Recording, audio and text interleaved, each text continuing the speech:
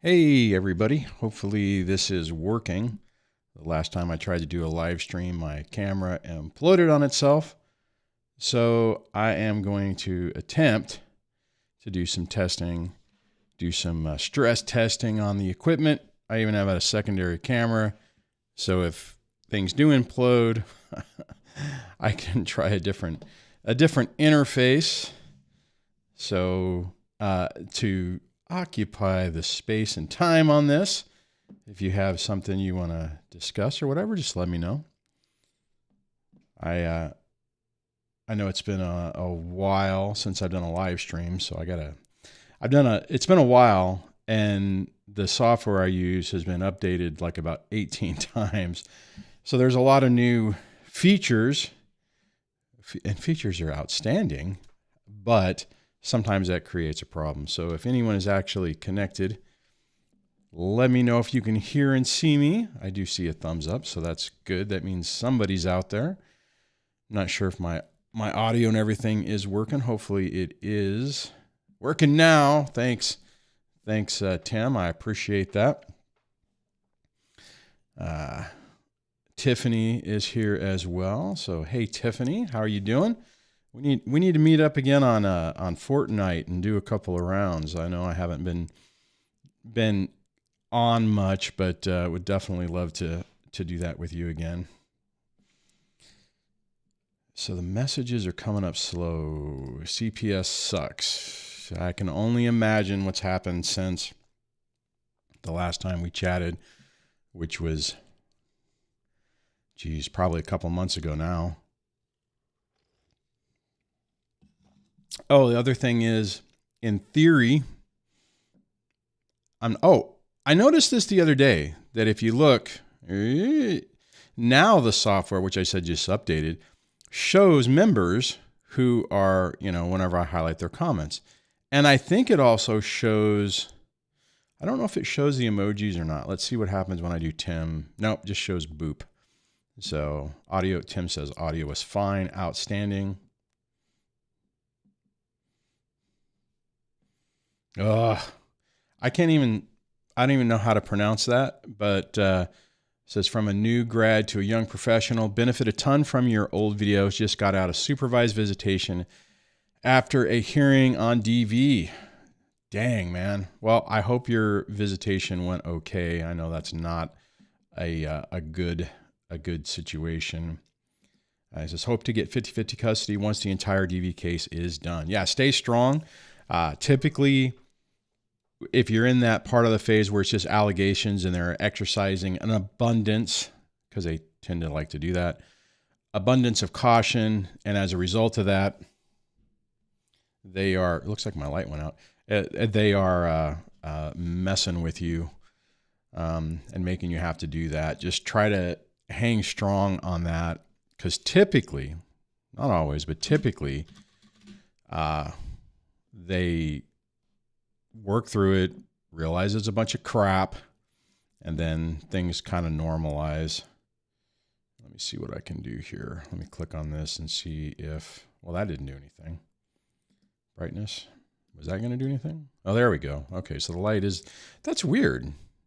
It was like good and then it went away. Whatever. Okay, sorry about that.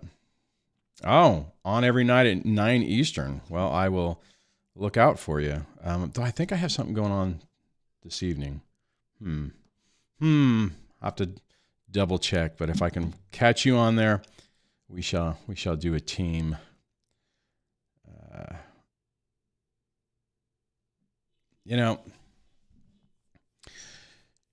I am so close to this stuff being over. I think I mentioned that in the video I did the other day. I have my youngest graduates high school in June 1st, I think. Turns 18 end of August. And this is, okay, now I get that it's not over, there's always going to be this dynamic. Hold on, I got to figure out why. Every time I move my mouse off the screen, Oh, that didn't do what I wanted. It moves all my stuff off of it, all my information. It must be another new feature. Anyways, what I was saying is that it's, almost over. I mean, and it's almost hard to believe. I mean, 12 years, almost 12 years. In June, it'll be 12 years. I can't remember if that's divorced or separated. Let me look again. I always have to look. So let me do my countdown. And the only reason I do this countdown is because I can never remember. So I've been divorced for 10 years, 9 months, separated for 11 years, 7 months. So I think I kind of always look at it that the separation, when everything blew apart, that's kind of really when all this stuff really started. Obviously that makes it, it's complicated all the way around, but I can remember back when this first started, and and the hammer dropped, and I was looking at what the scenario and the situation was going to be. I felt like my life was over. I mean, it was like, oh my God, everything's ruined, everything's torpedoed. I won't even be able to start rebuilding until now, right? I mean, I actually felt like, okay, well, my life won't start turning around until the last kid is done. And boy, was I wrong on that. Like, oh my God, I was wrong on that. Now, financially, in a lot of ways, I mean, it's taken a long time to get to this point, but I was able to re-baseline my life. I was able to change my perspective, and my life got better, before even the first kid fell off. And my oldest is now 24 years old. I have a 24-year-old, a 22-year-old, and a 17, almost 18-year-old. Wow. ML says, hey from the UK. Hey to you too. Tiffany says, done with child support after the youngest leaves high school. Yep. Alimony will still be a thing in theory. I'll have to figure that out as time moves on. But yeah, the last little bit will be done. And my oldest next summer is planning on going to finish his last 2 years of college at a university in Las Vegas. So he will be moving out.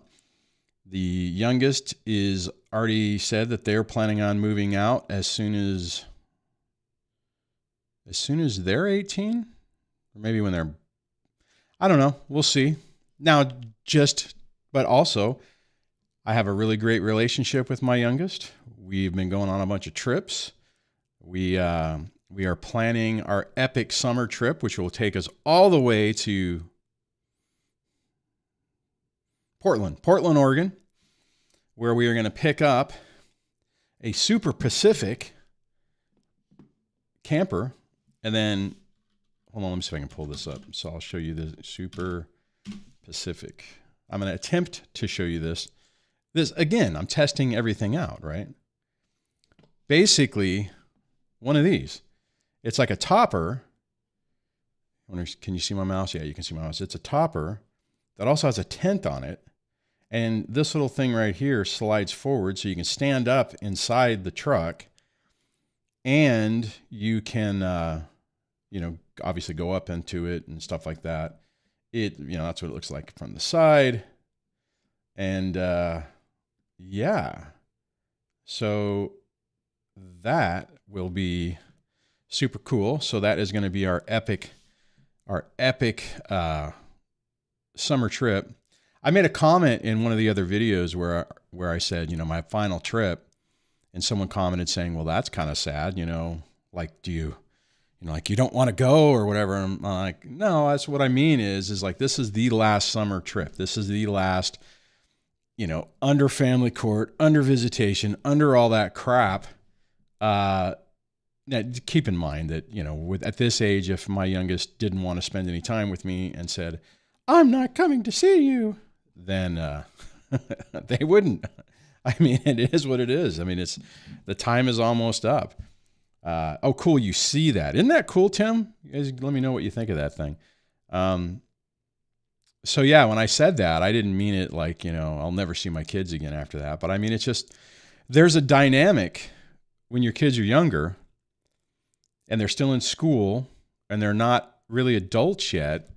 And they're not, it just things change. And I know things are going to change. And so I'm really glad that we're going to get to do this final epic trip. What I'm planning on, here, let me try this. Let me go maps, and I'll hit some of your guys' comments. If you have questions and you want me to divert this topic to something completely different, put it in the comments below. Super Pacific U.S. Northwest. I think this is, yeah, okay. So what I'm planning, let me see if I can do this again. All right, so this is where it would be somewhere in here. Oh, that's good. Let's just dox myself. And the idea is we'll go up to Portland and then get it installed and then either camp somewhere in a national forest here and then maybe like even Mount Hood or whatever, but then move, boof over to the coast and then come down, go check out the cheese place at Tillamook, because a couple years ago we did this and we drove down that way, and we missed going to the dairy thing, whatever. I mean, everyone knows Tillamook cheese, and then come down, and we want to go to where is it? Wherever the Redwoods is. We're going to come down here, Crescent City, like in this area, and hang out and do some camping and exploring in the Redwood State and National Park. Oh, just as an FYI, if you're going through Redwood National Park and you're used to national parks being where you drive through the little gate and they take your money and give you a little pass and send you into the park, that park, since it's a national park and a state park, they don't do that. So if you're not paying attention and you're waiting for, like, ooh, cool, when are we going to enter the park? You're in the park. Learn that the hard way. Anyways, and then from there, just, whoops, no, not that. Oh, no, what did I do? I did something wrong. Let me see if I can get that line back up. And then just basically cruise down and probably go back down the 395, wherever that's at. It'll be the 5. We'll come over here somewhere around Reno and then go back down. If anybody's in California and you have never, or if you're going to drive through, if you've never driven the 395, it's an amazing, amazing route. Okay, I digress. Okay, let me look at the comments. We've got a few people hanging out. Ooh, Father Zach says, hey, in Portland, there's a really cool submarine that is docked and out of service. If you can go on a tour on and see the inside of a submarine. That sounds kind of cool. I'll have to check that out. Tim says, are you going to poke the bear and try to end alimony after the kids are all over 18? Short answer is yes. So I'll say it this way, since this isn't private. Yes, I have a plan. And I'm just going to, I have a couple of, primary plans and secondary and third order plans. We shall see how that plays out. But honestly, the last thing I really want to do is jump into a court nightmare right after I'm finally done. So, excuse me, I will just see how it goes.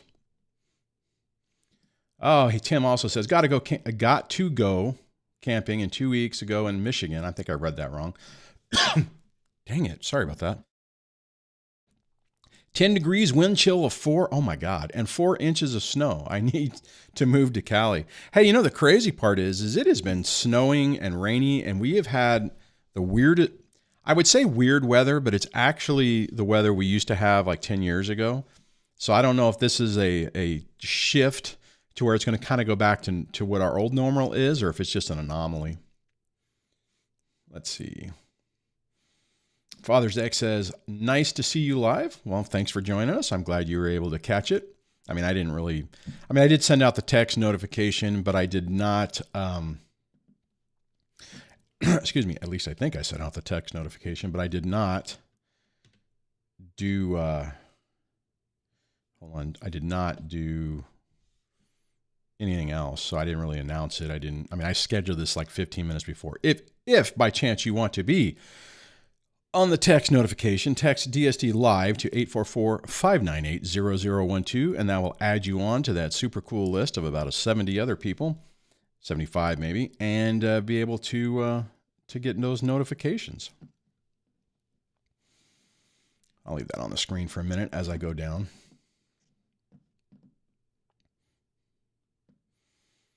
Oh, this is a great one. ML says, amazing how when it happens, meaning this nightmare starting, it feels like the end. It feels like the end if the world and end of life.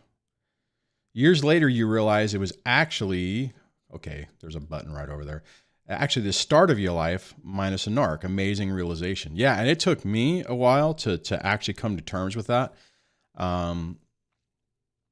And when you get to that point, it's kind of a game changer, you know. And that, again, that's part of that whole rebaselining your life. I mean, once you realize that things are different, well, I mean, we all realize things are different. But what I mean is once you get to the point where you're like, wow, this is actually going to make my life better, then it, you know, changes everything. All right. Already read that one.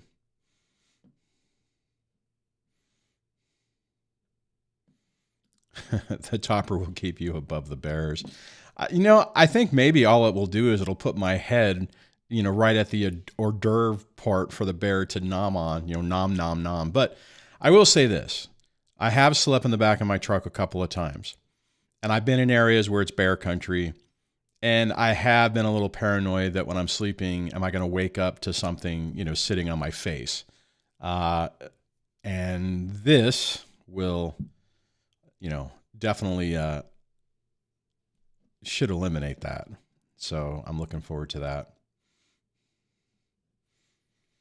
All right.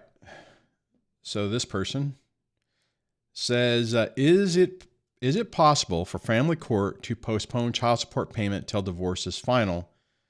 Common assets are divided. Okay, so here's the problem. That's a good question.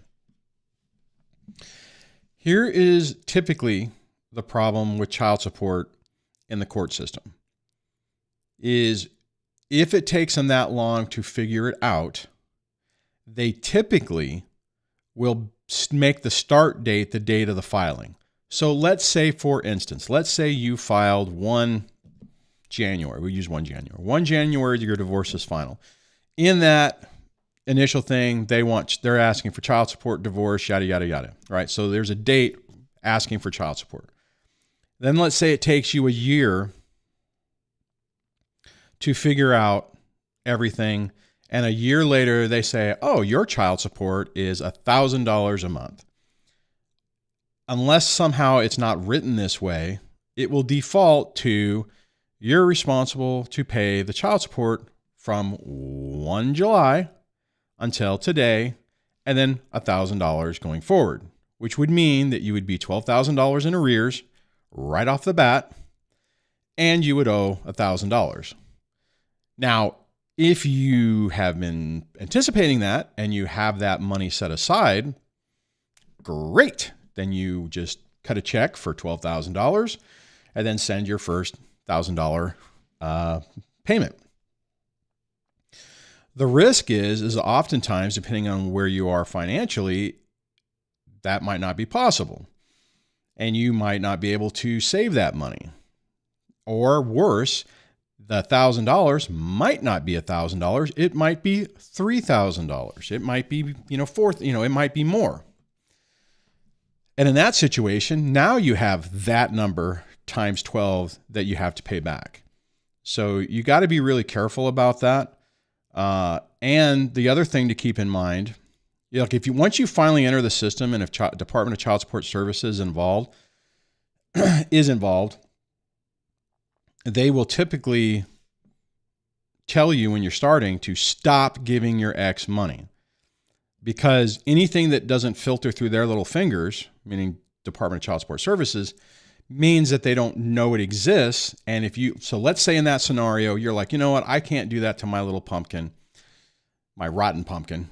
I will give them $1,000 a month. So you pay $1,000 a month. And then at the end, but you're giving it to her directly. You're giving it to them directly.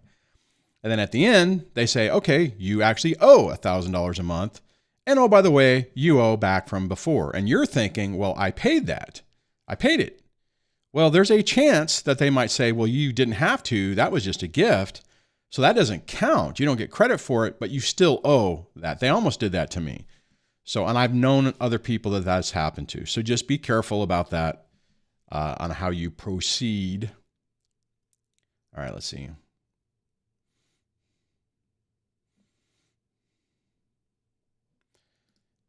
Oh, geez. Tiffany says, best question to ask CPS during a fair hearing trial.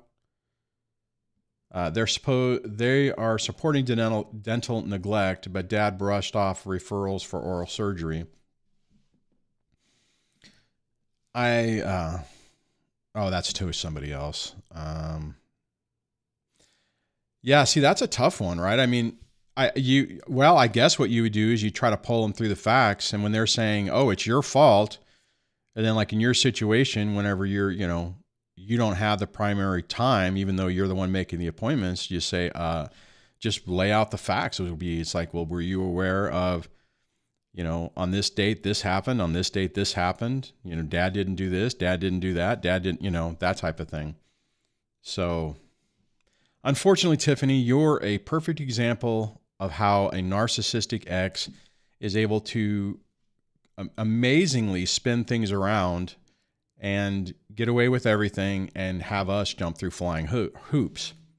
So, and unfortunately, you're also an example of how this, granted, it statistically happens more to guys, but it's like, it's not biased towards the man or the woman. It's biased towards the narc.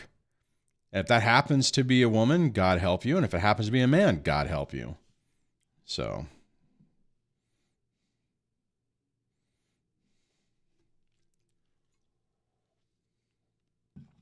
anyways, it's just frustrating. I guess that's why and let me just pause on a moment for this. That's why I'm so looking forward to this crap being over.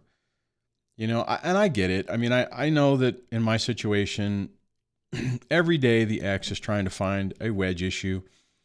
Every day trying to find a way to light everything on fire. I don't even want to go into details. I'm too close to the end to light anything on, to help light anything on fire. Pretty much after all this is over, September-ish, I'm planning on revamping the channel.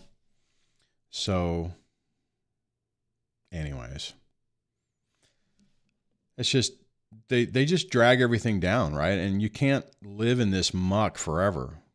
I mean, and when I say forever, 12 years is a long freaking time, but it's almost over. Your guys' situation at some point will almost be over, and then it will be over. Hopefully at the end of it, you have a good, strong relationship with your kids.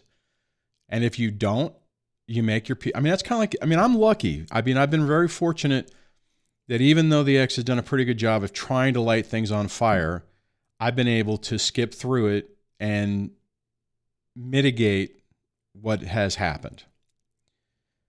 However, there have been times where it's been close. And I've made my peace a long time ago that if everything goes to crap, meaning with my kids, and they decide, the day after they turn 18, that, that's with any of them. Obviously the other two are over that, but if they turn around, they're like, you suck. Okay. I'm not going to drill myself into the ground on this stuff.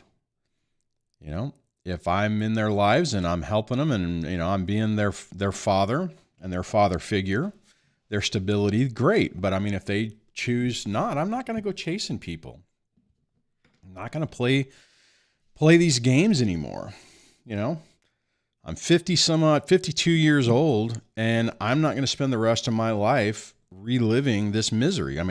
Granted, this channel, makes it a topic of that I cover, but that's why I'm looking at, I'm going to do other things, and I'm fully expecting that maybe that's the risk of talking about this. If the other person is like, oh no, you're going to get your life back, that's not possible, and then decides to try to light me on fire somehow, then I'll just have to deal with it. But I'm done giving power to other people. I get that when you're still in the midst of this and you're in court and everything like that, it's hard to think of that whenever you're still in the midst of this fight. Fortunately, I haven't had to do that fight for 7 years ish in the court level. 10 years. Well, no, I guess it'd be more than that. Anyways.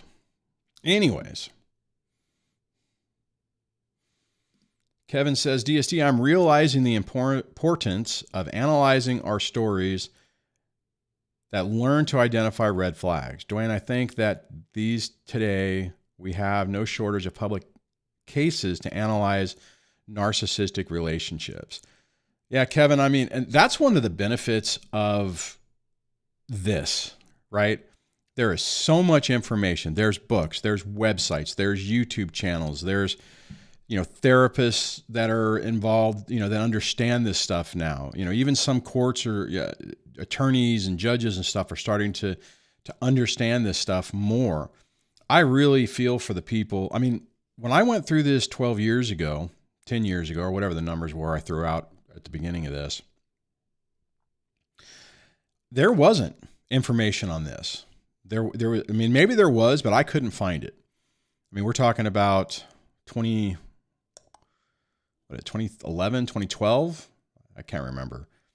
And there wasn't a ton of information about it. Now granted, when the therapist that I had said, it really seems like you're dealing with someone who's MPD, and I did a search on that specific term, I started to find stuff. But even then, back then, you're talking like, okay, so back then, who was out there? There was Richard Granion, who was under 50,000.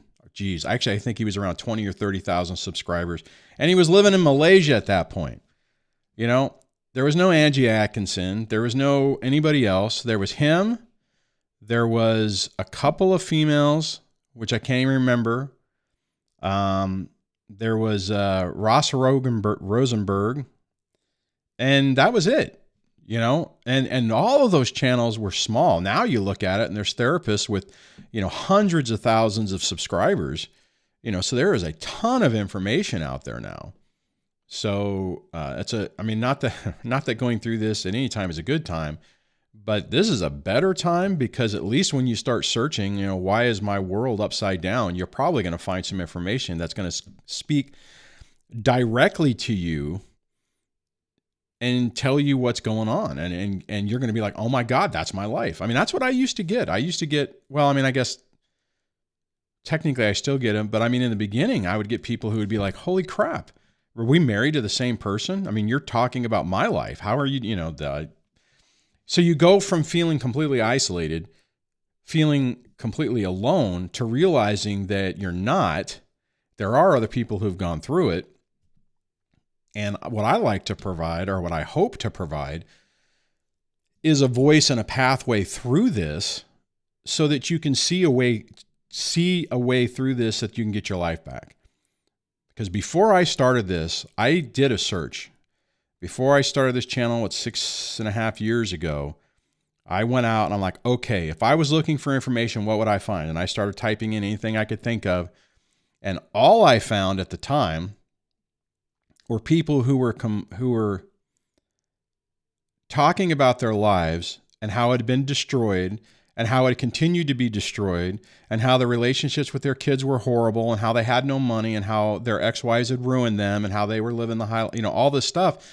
And I'm like, this is not helpful. Going online and seeing story after story after story about how this is going to be the worst thing that ever happened to you and, why even get up tomorrow is not helpful. If I would have fallen into that trap, I would not be going on trips with my youngest doing camping trips. I wouldn't have been going on trips to colleges with my oldest kid or my middle kid to look at universities and stuff 4 years ago. none of that stuff would have happened. Anyways.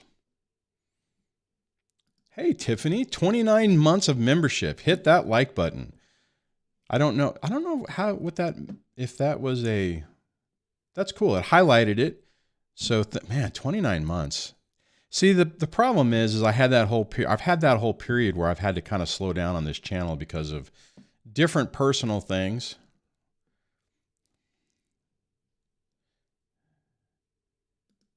I wonder if I read this. If I read this one already, I apologize. It's Kevin says, it seems like we have no shortage of relationships playing out in all sorts of public cases, such as true crime podcasts and public court hearings. Yeah. Johnny Depp, Amber Heard, good example. Brad Pitt, Angelina Jolie, good example. You got these deletion cases that are just horrible that Dad Talk Today keeps covering, that are, examples of this stuff happening. Now, the question is when is society going to start saying, hey, wait a minute, there's a problem here. There's why is this happening? Why are people being terminated on exchanges? Or the person that was taken out the other day finally won 50-50 custody, first night with his 4-year-old, and ex-father-in-law comes over, and I think it was the ex-father-in-law, and basically ends the guy. I mean, it's just,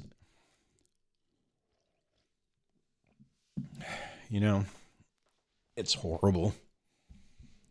These things are horrible. Oh, Father X says, I'm a custodial dad. Hold on. Where's the button? I'm a custodial dad with a borderline ex. That part is not clappy. When she complains about made up nonsense, I say, quote, that's a great marketing slogan, but it's not connected to reality, so it's not part of the discussion, end quote. Nice, Father X. And see, that's the thing I was talking about, right? I mean, 10 years ago, 20 years ago, mom always got the custody of the kids. Dad always was visitation. And it was nearly impossible for a father to get custody unless the mom completely just left and just abandoned the family and the kids. I mean, that did happen. Hell, my brother-in-law, that happened to. Anyways, but now you can have a situation where these things happen. And as long as we, on the other side of it, that are fighting the personality disordered person, can maintain our calm, our credibility, I see this type of stuff happening more often. He goes on to say, when I say that, it shuts down the conversation before I go down the rabbit hole. Do not take their bait. They absolutely are trying to get you to take bait. Don't fall for it. And it's not easy. I have some friends who have been going through this, who are pretty smart on it, and it's taken them a while to not take the bait. But it's hard because there's so much more to this than just a business meeting. It's your kids, it's your future. It's primarily it's affecting your children. And that's the hardest part about it, so it's very easy for most of the time for them to push some buttons and get you to respond in a way that gives them narcissistic supply. And that's what, like in Father X's case, that's exactly what his ex is trying to do, is trying to push his buttons and get him into an argument, get them to go back and forth. And the supply on that is the other person just knowing that not that they win the argument, the win is getting you to engage. And once you realize that it's not that they want to win the argument and prove you wrong, they want you to get in the mud, crawl around, get all muddy. That's the win to them. So even if you win point by point, you still lost in their mind because they got you to get into the mud in the first place. Anyways, Tiffany says, Father has been making and attending appointments without my knowledge, which I think, if I remember correctly, he's not supposed to do, and has not relayed any info, which also he's not supposed to do. Claims he was the parent that was excluded, finding the truth in the lie. Yeah, pretty much. And you know, you guys, if you're not on the Discord and you're not familiar with Tiffany's case, there's a lot going on there. So, but it's amazing. It's amazing that he's been able to pull that off, and he seems to constantly be able to spin that narrative. Kevin says, we need more information about post-separation abuse and legislation to help victims of domestic violence. Oh, I shouldn't have said that word. Coercive control. Kevin, are you in the UK? Because I know they've made coercive control a crime in the UK. Yeah, there needs to be more support for it. And there needs to be more awareness of it. And we're getting there.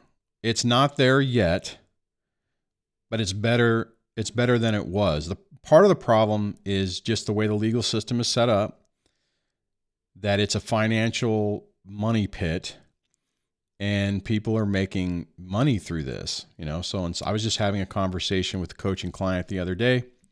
By the way, I still do that. I don't do it a lot. So I have very limited time that I do that. But anyways, the epiphany the person I was talking with was saying is, I think all these people are colluding together, meaning these people as in like the attorneys on both sides. And I told him, I said, yeah, man, I used to make videos about that. I call it judicial theater, where these people have a meeting over beer or drinks and decide who's going to win, who's going to lose. And then they just play the game until you run out of money. And when you run out of money, it amazingly fixes itself. Now, the sad part is for you folks out there who have money. I mean, I do okay, but I don't have money. And I mean, for me, you know, $20,000 might as well been 200,000 because it was devastating. And I had some, you know, family members helping out with that. So technically, I don't even say that probably 5,000 was enough to wipe me out. Anyways. Tiffany says, social networking for victims of MPD abusers, high conflict, divorce, child custody. Oh, I see what you're saying. DSD equals social networking for victims of MPD abusers, high conflict, divorce, and child custody. Yeah, that's my niche of the niche of the sub niche. You know, it's kind of weird when I tell people when it comes up and it's like, you know, oh, I have a YouTube channel. Oh, really? What do you do? Well, it's a high conflict, divorce, narcissistic abuse, and parenting channel. And they're like, you know, you can almost see their brain seize up. Oh, yes. This channel and the proper person are the best in my humble opinion. Alex is outstanding. And he's doing some great work. I wish his what do you call it? Not court case. Well, it is a court case. His appeal to the Nevada Supreme Court would get, let's see, I'm trying to pull up his channel. How do I do that? Let me come over here and I'll go YouTube proper, help if I can spell it correctly. Proper, P-R-O-P. Come on, P-R-O, proper person. Man, that was complicated. And that's who we're talking about. That and our Nevada judges. That's his other site. That's pretty awesome. Where he covers, that's where the lawsuit's going right now with the Nevada Supreme Court. So check him out because he is amazing. I'm still supposed to go up there to Nevada whenever the court case thing is done. And hopefully when he wins, and attend their victory party. Okay. Father X says, I only got custody because I fought 40 months, testified 28 hours, and proved she was a perpetrator of DV. The court rubber stamped the mother the entire time until I proved my case. And father's ex, I can only imagine how crushing that must have been for those 40 months. So good for you. I'm going to do it again. I'm going to do the applause thing one more time because that's it. You have to persevere through this. You have to continue the fight and you have to not give up. And a lot of times you just, I almost gave up a few times. Lucia, good to see you too. I won't put your name on the screen just so I don't put you out there. Tim, unless you're okay with it. If you're okay with it, let me know and I'll highlight your comment. Tim says, I've been out of court for nearly 2 years, but was preparing for a she isn't paying for was prepping for a she isn't paying for medical bills a few weeks ago, and it dredged up a lot of crap. She suddenly decided to pay, so no court. Tim, you bring up an excellent point, and I want to just hit it for a moment, and that is we can go through the scenario, get some distance from everything, and start to feel like, you know what, I'm doing pretty good, and things are great, and I've washed my hands of this person, and they can't get to me anymore. If you find yourself in a situation where something happens and it's dredging up old memories and you're basically having PTSD, you're basically reliving that moment, that anger, know that that's an indicator that you really haven't healed and processed from it. And although that sucks, it's actually, I think it's kind of a good thing because it lets you know, oh, okay, so there's a little bit more work I can do. When you can get to the point where stuff happens and it doesn't dredge up a lot of this crap, then you know you've really gotten to the other side. Now, to be perfectly honest, technically, I'm trying to think. Well, no, a couple of years ago, whenever my youngest went through the phase where she didn't want to come over and see me and was like, I'm not coming over, you make me mad. And the ex was, sending me emails. I'm trying everything I can. I want to say if I had a close-up button, I'd hit that. I just can't make them. That type of crap. It was annoying. I knew what was going on, and I didn't take the bait, right? I didn't, take it as an opportunity to tell her, well, she's a garbage human and a piece of crap. I just ignored it. I'm like, oh, give me a break. It was annoying. I was really more frustrated with my daughter, my youngest. Let me just say this. I'm back at the point now with that child where I thought I was going to be like 2 or 3 years ago. So I was like, really like, okay, cool. Things are stabilized, the monster's at bay. Everything's basically stable. I'm financially a little bit better off, so we'll be able to do some things. And we did actually, it was the last time we went up to the Pacific Northwest. We had an outstanding trip, spent a week up there. Debbie, myself, my youngest, road trip. We didn't camp. We stayed in hotels and, visited family and stuff like that. And then everything went to crap after that. So that wasn't as much fun. So let's see here.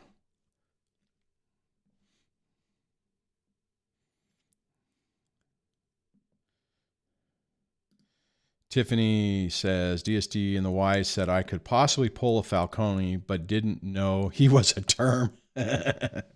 Alex should trademark it.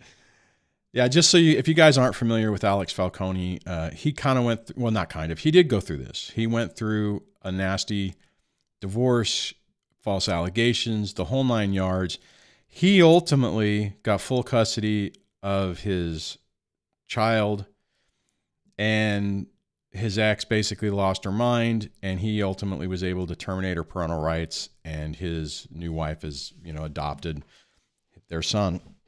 So, yeah, he is kind of an anomaly in this area, and really smart dude. You guys should really check him out.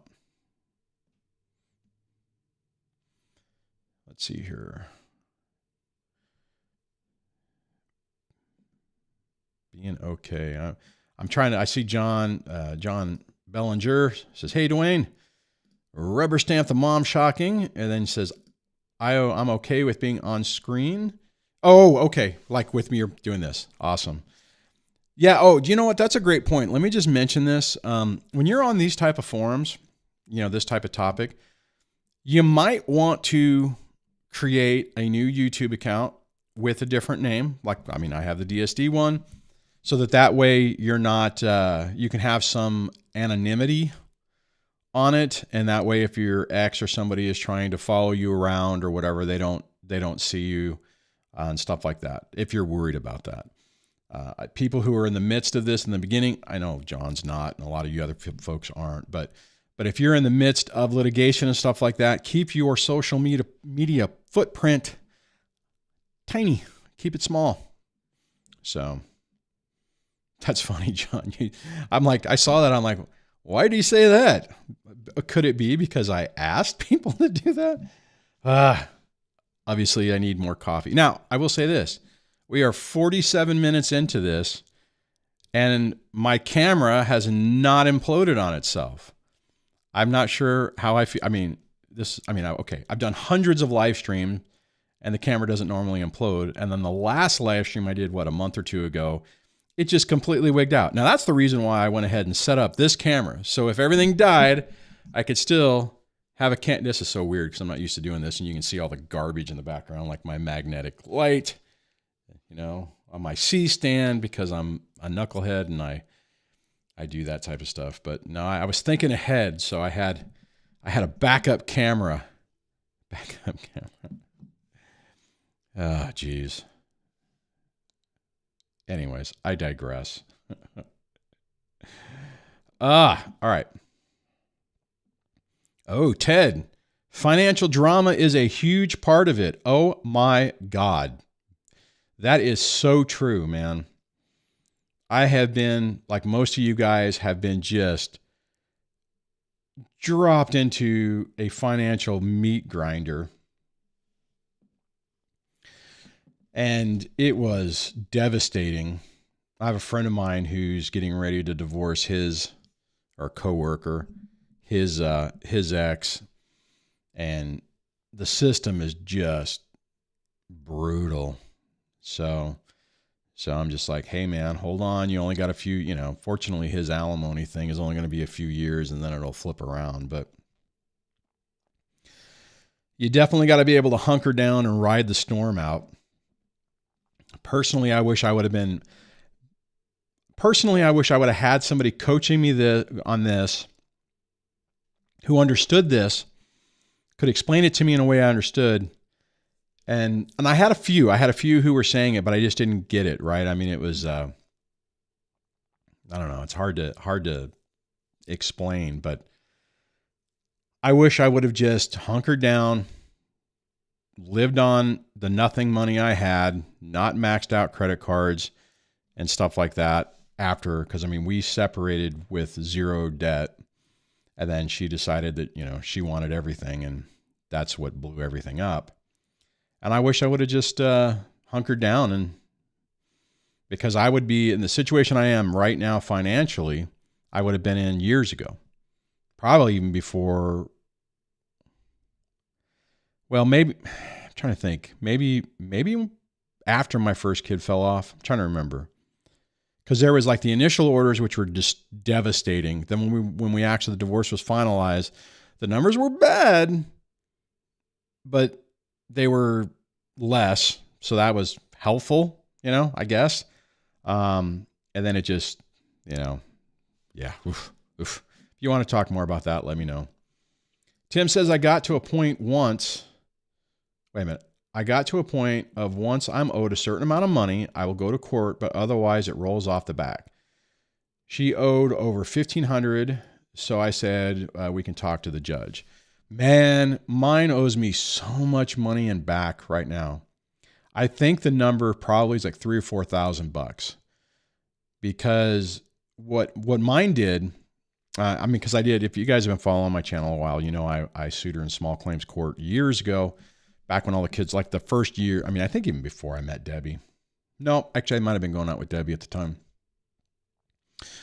So 9 years ago, probably. Anyways, so took her back to small claims court. So she started paying her part of the medical. She wasn't happy about it, but she did it.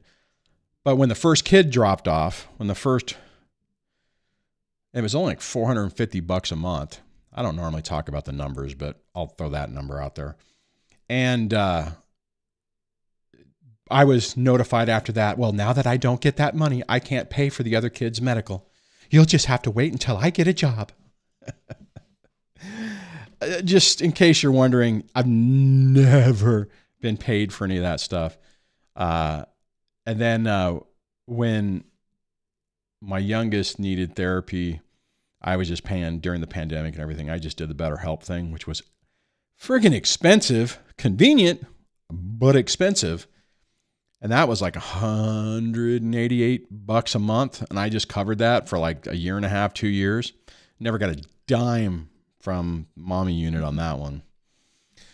So I hear what you're saying. I'm kind of at the point now where it's like, is it even worth it? You know, I mean, I could have went back. Department of Child Support Services told me, 4 or 5 years ago, you're overpaying. We'll impute her wages. Just ask us and we'll do it. And I almost did it. But it was one of those things where I'm like, what really is going to happen here? And I noticed every time I brought money up or threatened or whatever, it wasn't necessarily the payback, for lack of a better word, wasn't directed back at me. It was directed at the kids. And it either hurt the kids just directly or it undermined my relationship with them. So for me, it turned into that question of, is it worth it to jeopardize the relationship with the kids and the stability / peace that we've been able to create? Is it worth it to do it for a few $100s a month or for a few thousand? And the reality is, honestly, with the money that she would owe me, it would probably cost me that in attorney fees if I did an attorney. And do I really want to deal with it myself? I'd rather go camping. I'd rather go take that money and take my youngest and go on a epic trip and drive up and down the coast and, sleep in the woods. So, but it depends on, but let me say this. 10 years ago, I was so angry that if I could have scrounged up $1,000 to get back $50, I would have done it because I was so angry at the ex, what had happened, how it played out, that I just, I was mad. And I finally was able to release that and let other things occupy that space in my heart and mind.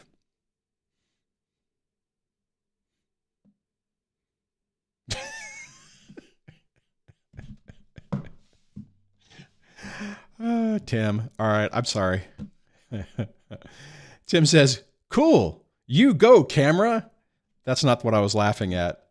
What I was laughing at was, I don't think you want to have a backup camera. We don't need to see your bum. Oh, that's hilarious. Okay, I'm a child. What can I say? Or maybe Tim's a child. John said, actually, hold on. Linda says, yay. Thanks, Linda. Appreciate that.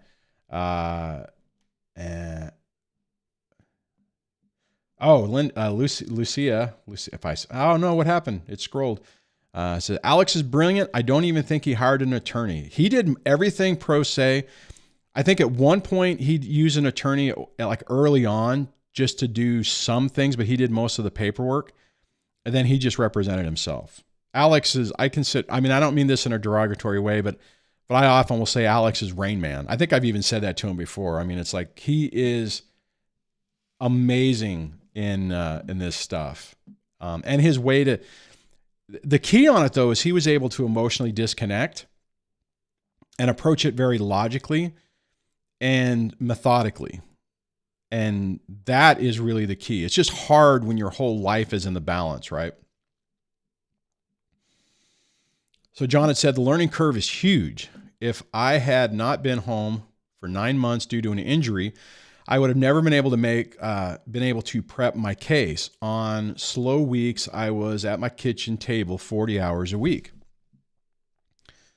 Yeah, that's key, man. You got to have the time to put into it, and it's really hard when you're dealing with, like for me, full-time job, getting crushed at work, getting crushed by the attorneys while at work, at the early part of it, I mean, I didn't have the kids 50% of the time. So then, when the kids are there trying to put on a front there, the ex was lobbing hand grenades at me all the frickin' time.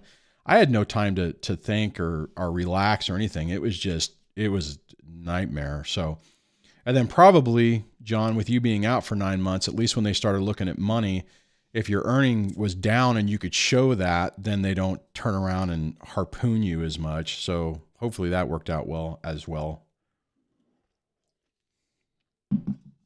Father X says, John, I totally agree. I did tons of my work on my case for 3 years. And see, every time I go over this, it puts a thing over where I'm trying to read.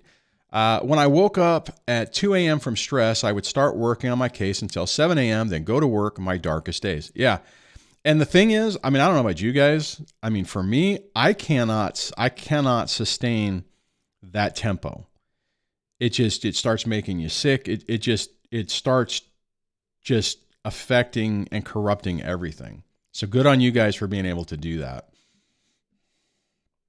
John goes on to say, there week 3 or 4, okay, wait a minute, hold on. Come on, get that stupid thing out of there so I can read this.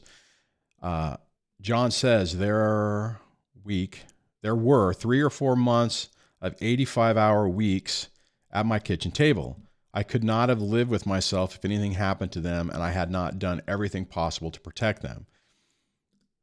Father X are many of us who understand. Yeah.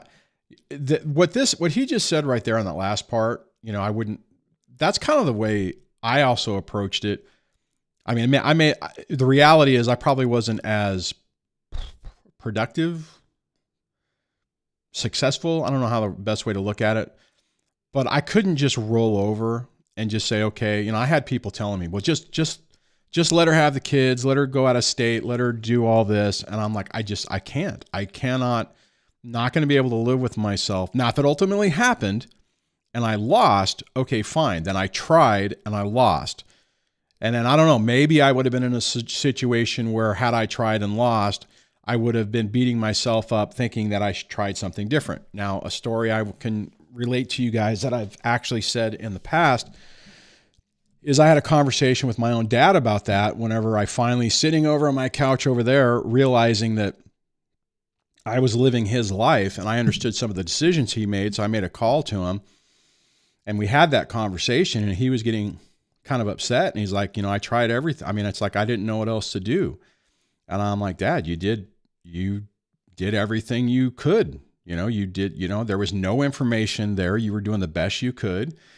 You were being played by a narcissistic, toxic ex. I was falling right into the trap of it. I believed it, and it's like, you did the best you could. There's nothing. I mean, it's not like you just didn't try to do anything. I mean, at some point he did back away from me to protect himself. And that's kind of what happened is I was getting to the point where that's what I was thinking. I was like, oh, wow, I understand. I'm like right at the point in my life where I'm sitting there contemplating the same decisions that I know my own dad made toward me. And I'm like, holy hell. Oh my God, I get him now. I understand. What was I, 45, 46 years old when that happened? I don't even remember when that was, but there was a spot where it was just like, oh my God, I get it. I understand. And I used to never be able to understand. Couldn't understand why he did what he did, why he treated me the way he treated me. My mom was able to turn around and say, well, that's because he's a narcissistic, self-centered, male chauvinist, whatever, shame wording. And unfortunately, when I would look at it, I'd be like, oh, wow, that makes sense. And I didn't realize I was being played. I guess the benefit to that is that I went through that as a kid. I can see that now, and that's how I'm able to help you guys and even help some children who are going through this, to include my own. So, all right. Tim says, this is the lesson I learned. Overpay, no reimbursement. It ain't worth it to destroy my peace of mind. Not worth the poke in the eye. Boop. Absolutely. Man, well, that's the thing, right? I mean, when I sued her, it didn't just stop there, right? There were other things that happened that like lit everything else on fire. Now, the sad part is I needed it to stop for a little bit because at that point when this was happening, I was broke. I mean, my buffer for the month between two, I get paid every other week. So my disposable income was like 60 or 80 bucks. And that included a really tight food budget. I think my budget for food was like $150 every 2 weeks for all of us at 50-50 custody. Gas of $100 every 2 weeks, which was, barely enough to get back and forth to work. And it was a nightmare. So what would happen is whenever she wouldn't pay the bills, and in my scenario, I didn't know about it. She would take them to the appointments, get the bills, not pay them. When they went to collection, she would write my name on the envelope with my address. The end result of that is my credit report still shows me living at her house because the creditors assumed I lived there and then moved. It was really annoying. And then I would get stuck with these $100 bills, $100 to $200 bills that she was responsible for half, but she wouldn't pay. And then I had to come up with the money to try to pay these things so that they didn't, my credit was already ruined, but, ruin it worse. So it was not a good time. Let's see.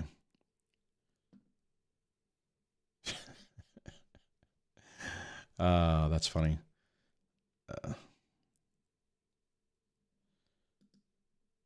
John says, my motion to reduce child support wasn't heard for 16 months. But what probably happened, and you got to tell me, John, what probably happened is whenever they finally heard it and they reduced your child support, they said, oh, well, you filed this 16 months ago. So now you overpaid for 16 months and let's get you that money back. Tell me how that went, John. I want to hear that. I think I already know, but I'm actually kind of curious. Ted says, guard your health and nutrition. You've got to. And you need to work out.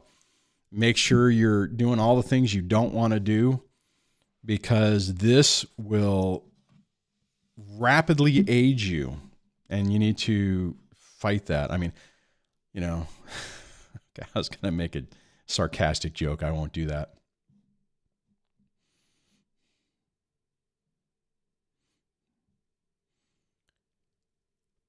I'm trying to think of how I'm going to read this. The fear of something bad happening is very real for me if I continue to push and actually win.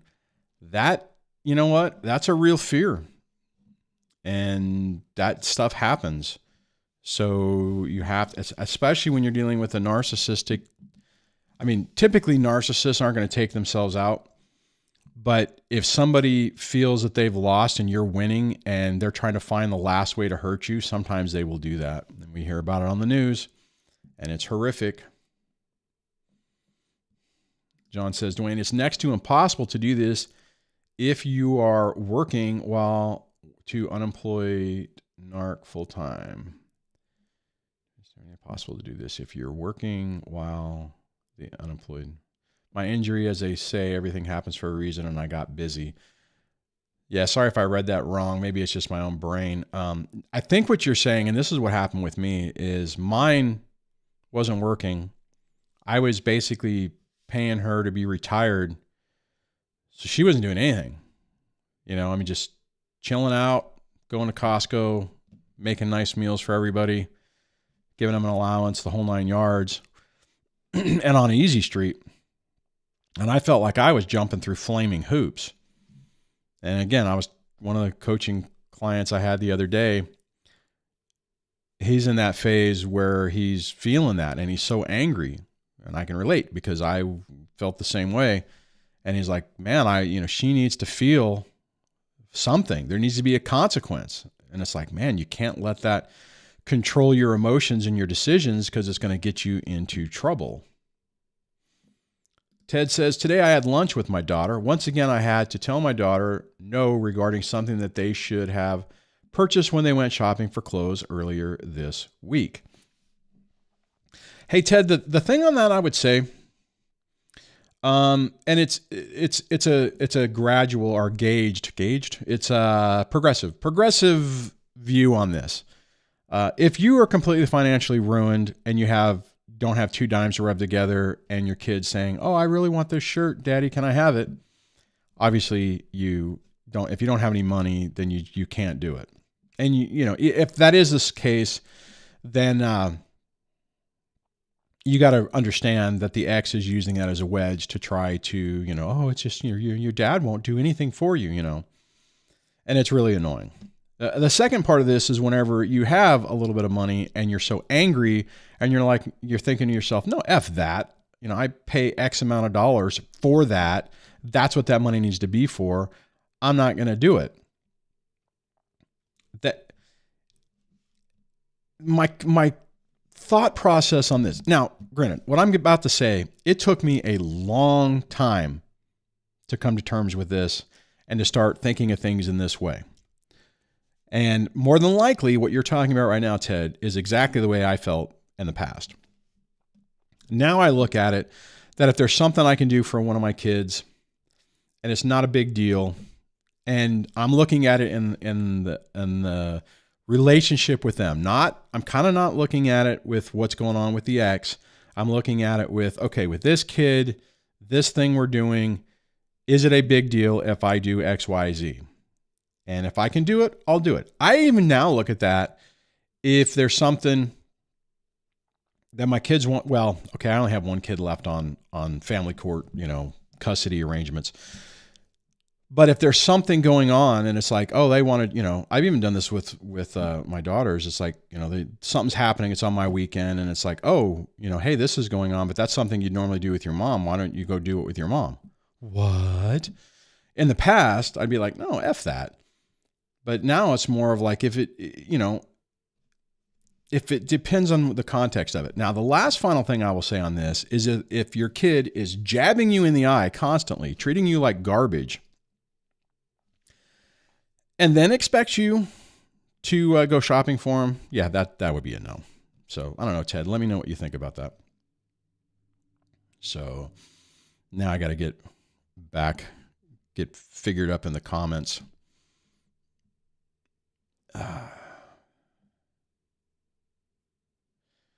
Father X to Ted says, do you mean you pay so much child support you can't afford to buy anything? Gosh darn it.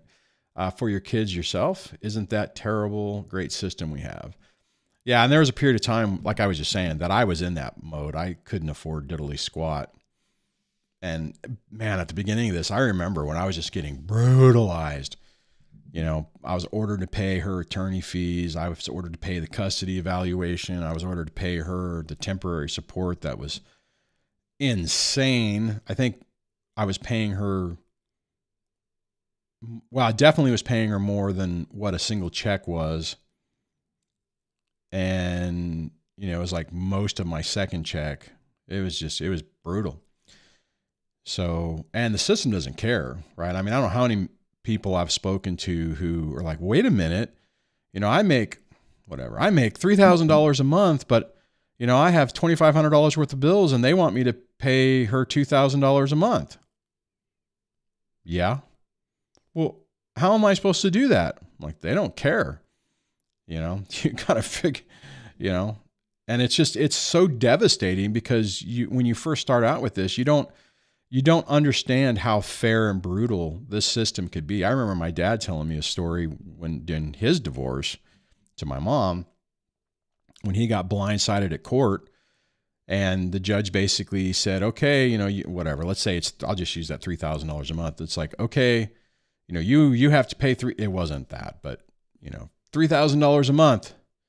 And he's like, I only make, $2,600 a month. after, what are you talking about? Dang, figure it out. So yeah, it's not good. Ted says, whoops, that didn't come up. Ted says, obviously my daughter is caught in the middle. The mother uses our daughter to double dip. She knows what she is doing. Oh yeah, absolutely. Again, here's the thing on it, right? So your ex is using that to drive a wedge between you and your daughter. Now, again, if you don't have any money, you don't have any money. And you're just going to have to explain it to your kid and hope that they understand. Just be careful how you explain it. You don't want to say, your beep beep beep beep beep beep beep of a beep beep beep mother is taking all my beep beep beep beep beep beep beep beep beep beep beep beep money. You don't no, don't do that. So, and I might have done that myself. It just doesn't help you. It helps drive a wedge yourself with your kid. So, if I'm getting these comments mixed up, I apologize. John says, Duane, so while I was out on disability, I did not pay. One every third month, I made $60 payments, which reset the clock on DCS taking my driver's license. Oh, good. That's cool. I didn't know that they would. Oh, because you were still paying something. Yeah, they tried to take my driver's license at one point, and I still don't understand why. When I remember calling department, it's because they were trying to seize my retirement account. And I'm like, what? What is going on here? And just so you know, I mean, and this is for everybody. When you're ordered to pay, let's say $1,000, you're ordered to pay $1,000 a month. If you get paid monthly and they garnish it from your wages, which is what they do in California, great. They'll take $1,000 because you get paid monthly. But most people don't get paid monthly. Most people get paid every other week, which means there's 26 pay periods, not 24. And what most employers will do is they will take $1,000 a month times 12 divided by 26. So you are actually paying every 4 weeks, you're paying, whatever, $900 or whatever it is.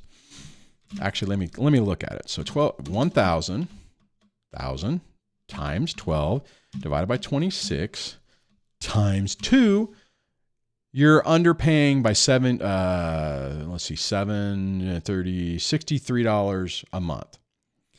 So that means first month you're not paying $1,000, you're paying the $924 or whatever. The next month you're doing the same thing until that third paycheck when it bumps back up. So what they did for me is they tried to seize my retirement account.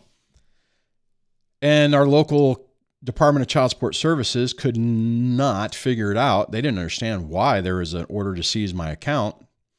And I remember talking to them one day, and they said, well, the only thing we see is where we put in an order to suspend your driver's license, but it looked like the DMV didn't accept it. And I'm like, what? What? Yeah, that was a fun day. That conversation happened when my youngest was in the car with me, and I had a meltdown. Ugh. Anyways, that was frustrating. Ted says, Father X, boundaries include boundaries for myself and learning to say no to my daughter regarding some things. Yep, so I have to do that. Story time for me. Early in this, I remember my kids would not respond to me when they were with their mom. Wouldn't text me if they wouldn't respond to any text. And I remember I got a text from my middle daughter at one point. It's like, hey, Dad. I'm like, oh, hey, what's up? Hey, could you buy me what, blah, blah, blah. I need money for this. And I'm like, wait a minute.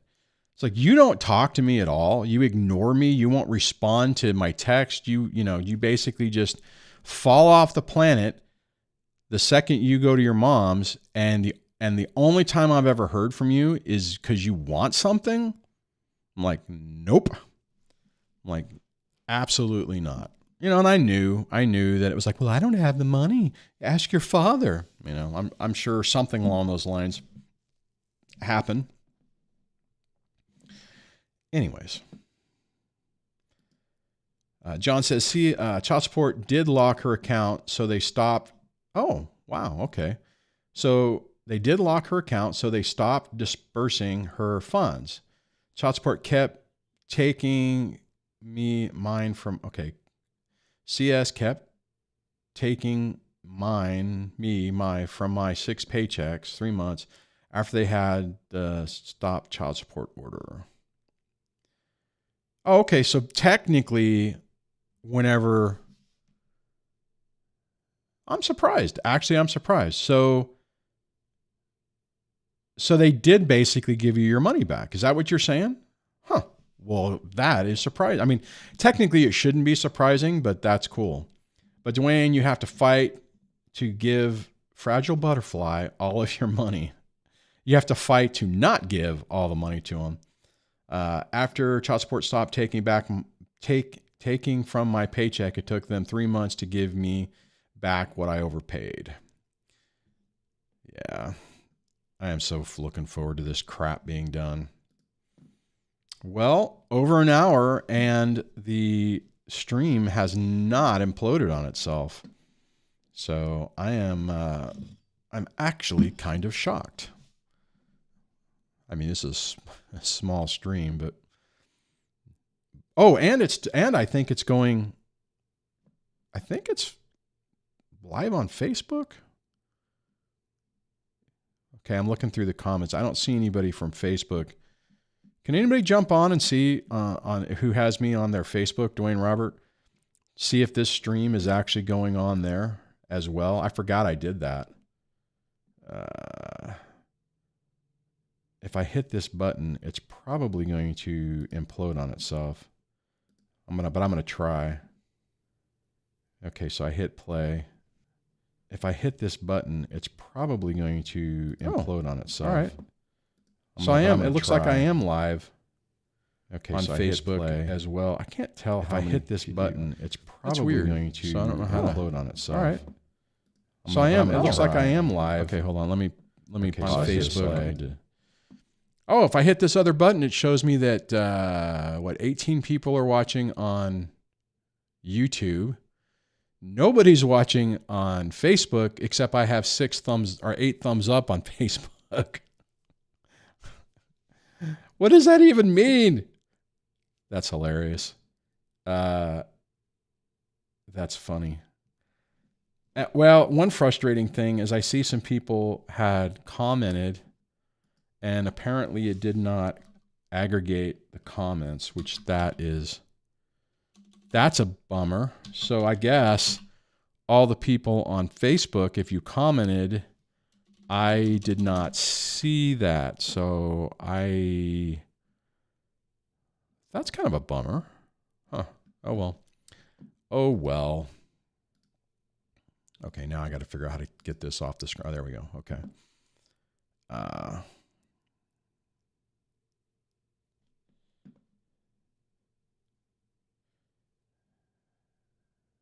Let's see, I'm trying to just look through the comments as I got myself distracted. Oh, you know what? I just reread what John wrote. But Duane, you have to give Fragile Butterfly all your money. That's what I read that wrong the first time. That's pretty funny. Yeah, exactly. Tiffany says, it takes my state 90 days as well to return an overpayment.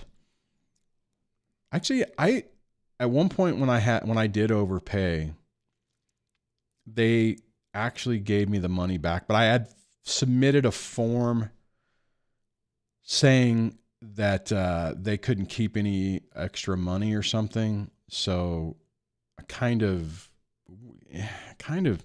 I don't know. I mean,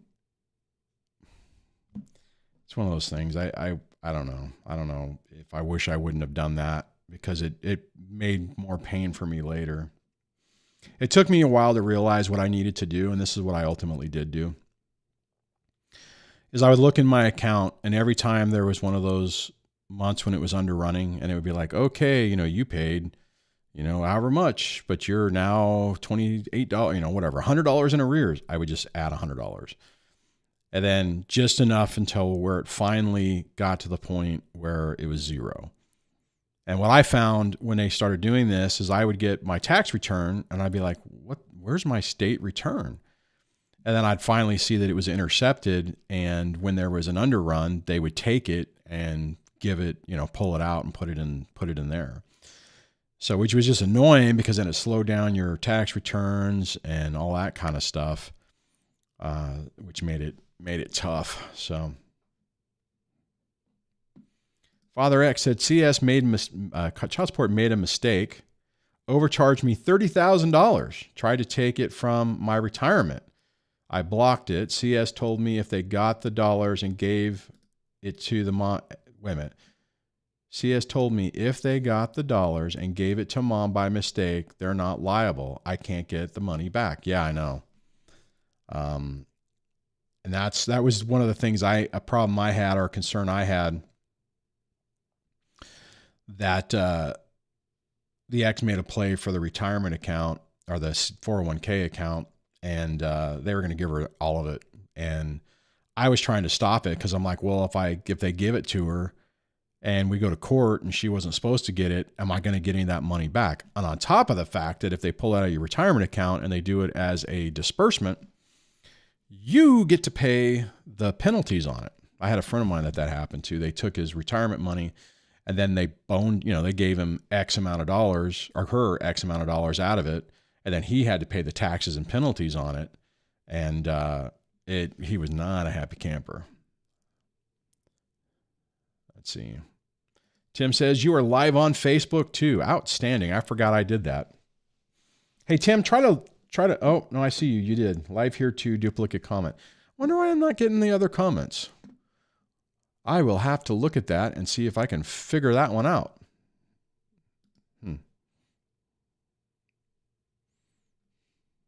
Yeah, your money and no one gets hurt. Maybe give us all your money and no one gets hurt except for you. Tiffany says, I overpaid by 1 month and can continue to do as such, so dad can never use non-payment as a false allegation. Judge loves telling ex that I'm owed money. Oh, that's awesome. And then Tim says, in Michigan, whoops, did I hit it? Yeah. Michigan, my ex ran up an arrearage, and even though she is a millionaire with a 6-figure salary, she is automatically put on a $50 per month repayment plan. I love that I am granting her loan. That sucks. John says, tax return, what's that? Oh, that's what you get, what you ex gets to buy pot. Oh, there you go. That's funny. Yeah, I've done okay on tax returns. I don't know. I mean, this next year, well, I have one more year where I'll get to claim kids and head a household. And then after that, it's going to be interesting. Tiffany says, Tim, 5K and it becomes a federal crime. Yeah, that's a scary part, is that once you hit over that number, it's a felony, can be a felony charge. I mean, so there's some stories you'll hear where an ex will just be vindictive and, the DA will be like, hey, they owe X amount more in child support. We can ruin them if you want. And sometimes somebody who's really vindictive will do it. I remember watching this one court clip where a guy was in court, wanting a reduction in child support. And the judge initially was like, well, you lost your job and, you can't make any, money anymore. And that's your fault, sir, not her fault. And then the story came out that he was paying and overpaying. And he's like, wait a minute. The judge is like, it was a female judge. The judge is like, wait a minute. You were paying child support? Yeah, I was paying everything. I couldn't afford the amount. That's why I filed to have it changed. So I was paying. And then she's like, so you were paying. And she went ahead and said, go ahead and prosecute you for felony, child support arrearages. Yeah. And I mean, it didn't fix the problem for the guy. But the judge lit up the mom, and it's like, oh, F you, basically. But the reality is the guy now had a criminal record. He had lost his good job. He couldn't get a good job anymore because now he was a criminal. And so the judge did lower the child support, But I mean, the dude was in tears. I mean, his whole life had been ruined just because she was vindictive and she could do it. It's like, oh, I can do it, you know? Anyways.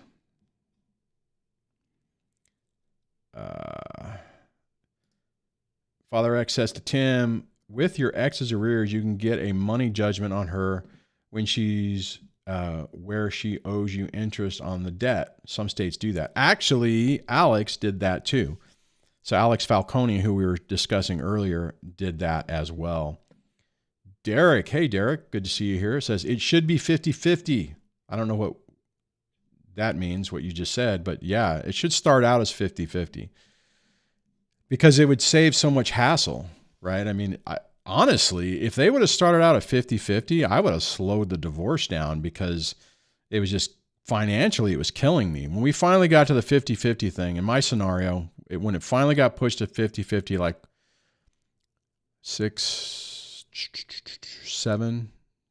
8 months into it,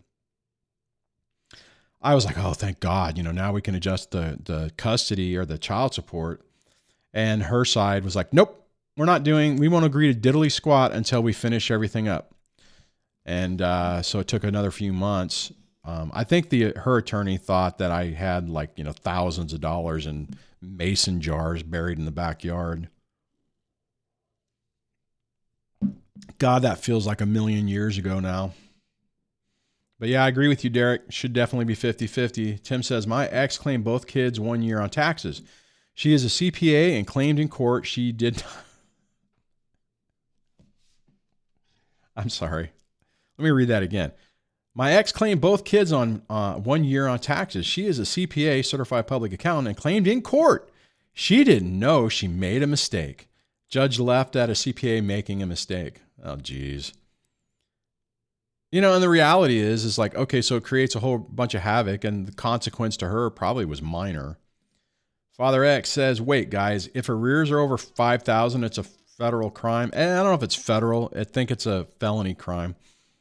Really? That's idiotic. It's a debt, not a crime. Well, because what they look at it as is like, so if you steal something from somebody and it's over a certain amount, it goes from a misdemeanor to a felony. So I don't know if it considers it a federal crime. I don't know if it's that, but then that's what they look at it as. So it's not a debt. And the way the court gets around it, because some people will be like, we're debtor prisons. And it's like, no, the court's looking at it that you were ordered to do something and you're refusing to do it. So it's not that you're not paying your debt, it's you're refusing to do it. You were supposed to pay this amount, you didn't do it on purpose, and you're being a butt, and we're going to charge you in contempt and throw you in jail for contempt of court. We're not throwing you in jail because you didn't pay your bill. It's weird, right? Because it's like, well, we're throwing you in jail because you defied a court order. So that's the way they get around it. Now, obviously, if you're in the middle of it, now, and here's the problem. Some people, like in your situation, or the other person's situation, where the ex has $1 bazillion and is just refusing to do it. That's what that's made for, right? It's like, hey, you're supposed to do this. You're intentionally not doing this. You're not doing this because you can't. It's because you won't. And now we need to throw the book at you. But what ends up happening is that a guy will fall into that situation and they won't be paying. The ex will say, well, he's hiding money and he can pay it. He just won't. And the court says, oh, okay, you're being an ass. And then they throw the book at you. And whereas a lot of times it seems, not all the time, but it seems like, and if it's in the other scenario, it's like, oh, well, we don't expect, mom to do that. It's just weird. It's not right. I mean, it should be equal across the board. And to be honest, it should be one of those things where it's like, okay, well, you can't pay. Why can't you pay?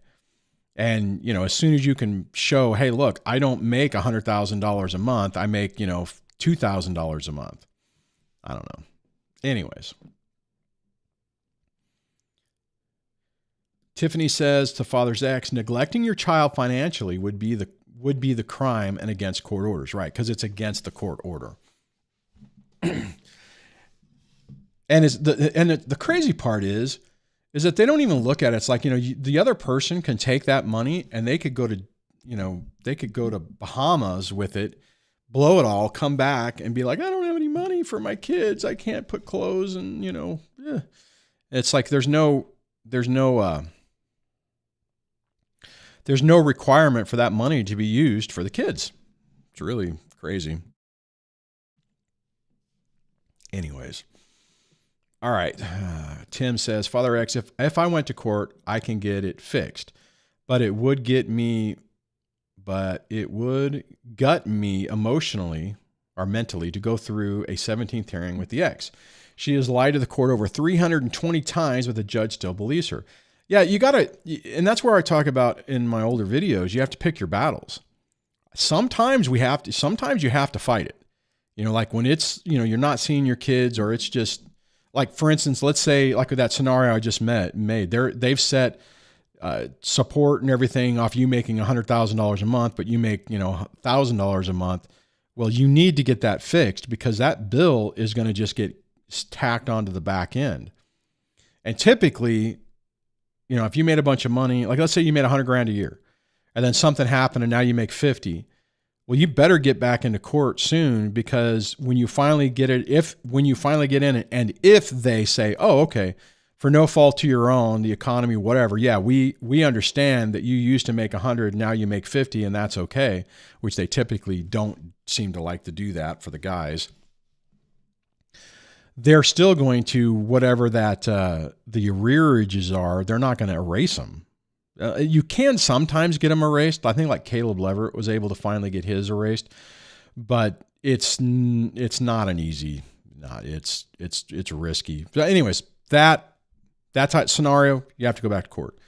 The scenario to where you're being denied access to your kids and they're young enough to where, you know, they're not going to be able to go in and say, well, I hate my dad or I hate my mom and I don't want to see him. You know, you got to go back to court to get that forced. Like for instance, a couple of years ago when that whole scenario happened with my youngest, even though I threatened to go after mommy for contempt of court, I knew that at 16, 15, I don't remember what the age was. It wasn't that long ago. It was one of those things where it's like, man, if this goes south, I'm not going to win this in court. And it was one of those things where if I had to choose my battle, I wasn't going to go. I mean, I was bluffing. No, you know, X, don't listen to that if you're listening to this part of the video. Excuse me. Anyways. But yeah, I agree with you, Tim, on that. Tiffany says, ordered by a court. Dang it. Let me try that again. Ordered by a court for a child who lives in another state, or if the payment is past due for longer than 1 year. Oh, okay. And just so you guys know, Tiffany has been in the midst of this, so does a lot of legal reading. So for her state, definitely knows her stuff. Exceeds the amount of $5,000. A violation of this is a criminal misdemeanor, and convicted offender faces fines and up to 6 months in prison. In California, you can't go to prison for 6 months. You can go to jail for 6 months, but Father X says, Tim, I hear you. I receive child support now. My ex owed me $12,000 in support, but I ignored it for 2 to 3 years to avoid court drama. Then CS took it from her bank account and gave it to me. Oh yeah, they will. Oh my God. The Department of Child Support Services, those people are effing ruthless. You know, so yeah, once it falls into the system, a lot of it's automatic, right? It's not even like Susie at Department of Child Support Services is pushing the button. It's like the damn system will generate court orders on its own. I mean, I had a few situations where that happened, where I talked to my caseworker and they'd say, oh no, this is how it's going to be. And then 2 weeks later, I get slammed at work for something, you know, from the finance department. And when I got the document, it had the caseworker's name on it. And I would call them and I'm like, hey, what happened? Oh yeah, you're bad. And I'm like, oh geez. So they didn't even know what was going on. Derek says, sorry, cat got my, not sure. You got the gist though. It should be 50-50 when, oh, the cat must have jumped on his keyboard. That's hilarious. Yeah, it should be 50-50 day one, and both parents can and should provide for the child equally. An $800 billion industry funded by undiagnosed NPD only hurts the kids. Well, it does hurt us too, but it really hurts the kids. So absolutely agree with you on that, Derek. an hour and 35 minutes hanging out with 17 of my closest friends. I will say it is a little disappointing or depressing that since I've had to kind of take a break on it, all the momentum that I had built up is pretty much evaporated. September of this year, I'm planning on completely redoing what happens. At that point, family court's over. Kids will be, probably both of them will be out. I probably will stay in this house unless they boot me out or make me buy it or something. And then I'll reevaluate what I'm planning on doing with this channel. So, and my camping channel. In case you didn't know, how many people, let me ask this, how many people, put it in the comments, how many people know that I have another channel, a camping channel? Anybody?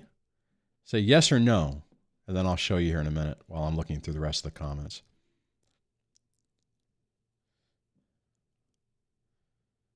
Oh, that's a good point. Tiffany says, federally, there are no jails, just private party prisons. That is a good point. There's one in this town, which I think they're in the process of closing. Tim says, Derek, I hear you. The whole system is messed up. My judge is married to a mental health counselor, so excuses the crazy. And John says, so the ex had to get a job. So now I'm entitled to child support. I will not monetize my children. And John knows about my channel, other channels, so that's cool. And then Ted says there is no accountability. Did I pop up? Yeah, there's no accountability for how and where the child support money is spent. It's a slush fund. It really is. It's really frustrating. But I will be done with that in, I think, September 1st. Dusty Streets Destination. No, I didn't do that. Dusty Roads. Roads or Road? Dusty Road. Oh crap! Now I don't even know. Hold on. Let me see if I can pull it up. Let's see here. I'm gonna go open. No, not there. I didn't mean to do that. I meant to do a tab. Give me a new tab. There we go. YouTube at Dusty Roads. Dusty Road Destinations. And there it is. There's my camping channel. With my 621 subscribers, I'm only 994,000 away from my silver play button. So if you want to see me spin tires in the snow, check this video out. I got some hate for that one. That was pretty funny. So, and I do trips with my youngest on there. So, and I will be making, yeah. So there's that was a couple years ago when we went all the way up to the Pacific Northwest. This is whenever my youngest and I went up to Yosemite. I always want to say Yosemite because I went to Disneyland one time, and at the Star Wars event, before they had the Star Wars thing, there was a little kid that had a Yosemite shirt on, and the Jedi person was like, "Young Padawan, what is this Yosemite that you speak of on your shirt?" And it just kind of stuck with me. So yeah, check out if you're into camping, or if you just want to see something when you need a break from all the NPD stuff, check out my camping channel. And you can see me scrape my truck on that one. This video right here was I kind of banged my truck up a little bit. So that was before I put bigger tires on it and raised it a little bit. Anyways, yeah, check that out. Hey, there we go. I just saw Derek say, we're going to buy you a cake on September 1st. Thank you so much. That would be outstanding. Jorge says, yes, and was wondering, when are you going to post more camping videos? Well, like I said earlier, in July, I am going to pick up my Super Pacific camper thingy, this thing right here, And I will absolutely be making videos of that. I need to start making more videos when I'm running around here. I just haven't done it because I've been doing a lot of doing stuff just in the desert. Let's see. Father's ex says, John, consider if you can get your ex to pay child support and you don't need it, it's money for your kid's college fund. Yeah, I hear what you're saying, Father's ex. And, I mean, I don't know. I agree with you. I understand what you're saying, right? I get it. But I also understand what John's saying, that it just isn't worth it, right? And if you're making sure everything's okay, and maybe in his situation he's got the college thing covered or he has a plan for it already. But again, you got to pick your battles, right? Is it worth it? Because see, here's the problem. And I've seen this happen, not so much lately, but in the beginning, in the early part of the channel, when things were hopping more and I had more interaction with people, there were a lot of people early on, especially women, who would get so angry that their ex was like not involved, deadbeat, not doing anything. And so they went back to court. They're like, hey, this isn't right. You're not paying, you're getting a pass and you're not doing anything. And I'm sick of it. And they go to court, and a narcissist does not typically roll over. And what they typically do is they come back at you and they start asking for full custody, and they start saying that you're alienating the kids, and they're doing all this crap, and it makes your life a living hell. I don't know how many people back in the old days, even in some of the old live streams, moms would be saying, oh, I wish I would have never went back to court. It's like everything turned to crap. And now my kid, the kids get turned, and it's just like, if you're not prepared for it and you don't understand the battle you're dealing with, it can blow up in your face. So I completely understand. I can understand both ways. I understand if you decide, no, F this, I'm going after it. And I also understand when someone says it ain't worth it. I mean, that's kind of the boat I'm in. Like I said earlier, I could have gone after the ex not working. Child Support Services told me, hey, say the word, we will impute her wages. And they're doing, actually, my buddy who just went through it, they imputed his exes. Divorce isn't even final. I don't even know now they probably have a temporary order, but they imputed her wages day one. Mine, nope. They didn't do that. So Child Support Services in California was like, yeah, we'll impute her wages. And that would have saved me hundreds of dollars a month. I mean, technically now, if I would have done it way back when, it would have been thousands of dollars. But I know that the ex would have tried to burn everything to the ground, and it just wasn't. I mean, there were times where I'd get angry at her and I'd make some comments about money, and she wouldn't say anything to me, but she would take it out on the kids and do it in such a way that it actually hurt my relationship with the kids. So you got to pick your battles. So definitely understand what you're saying, Father X, but I also understand what John's thinking too.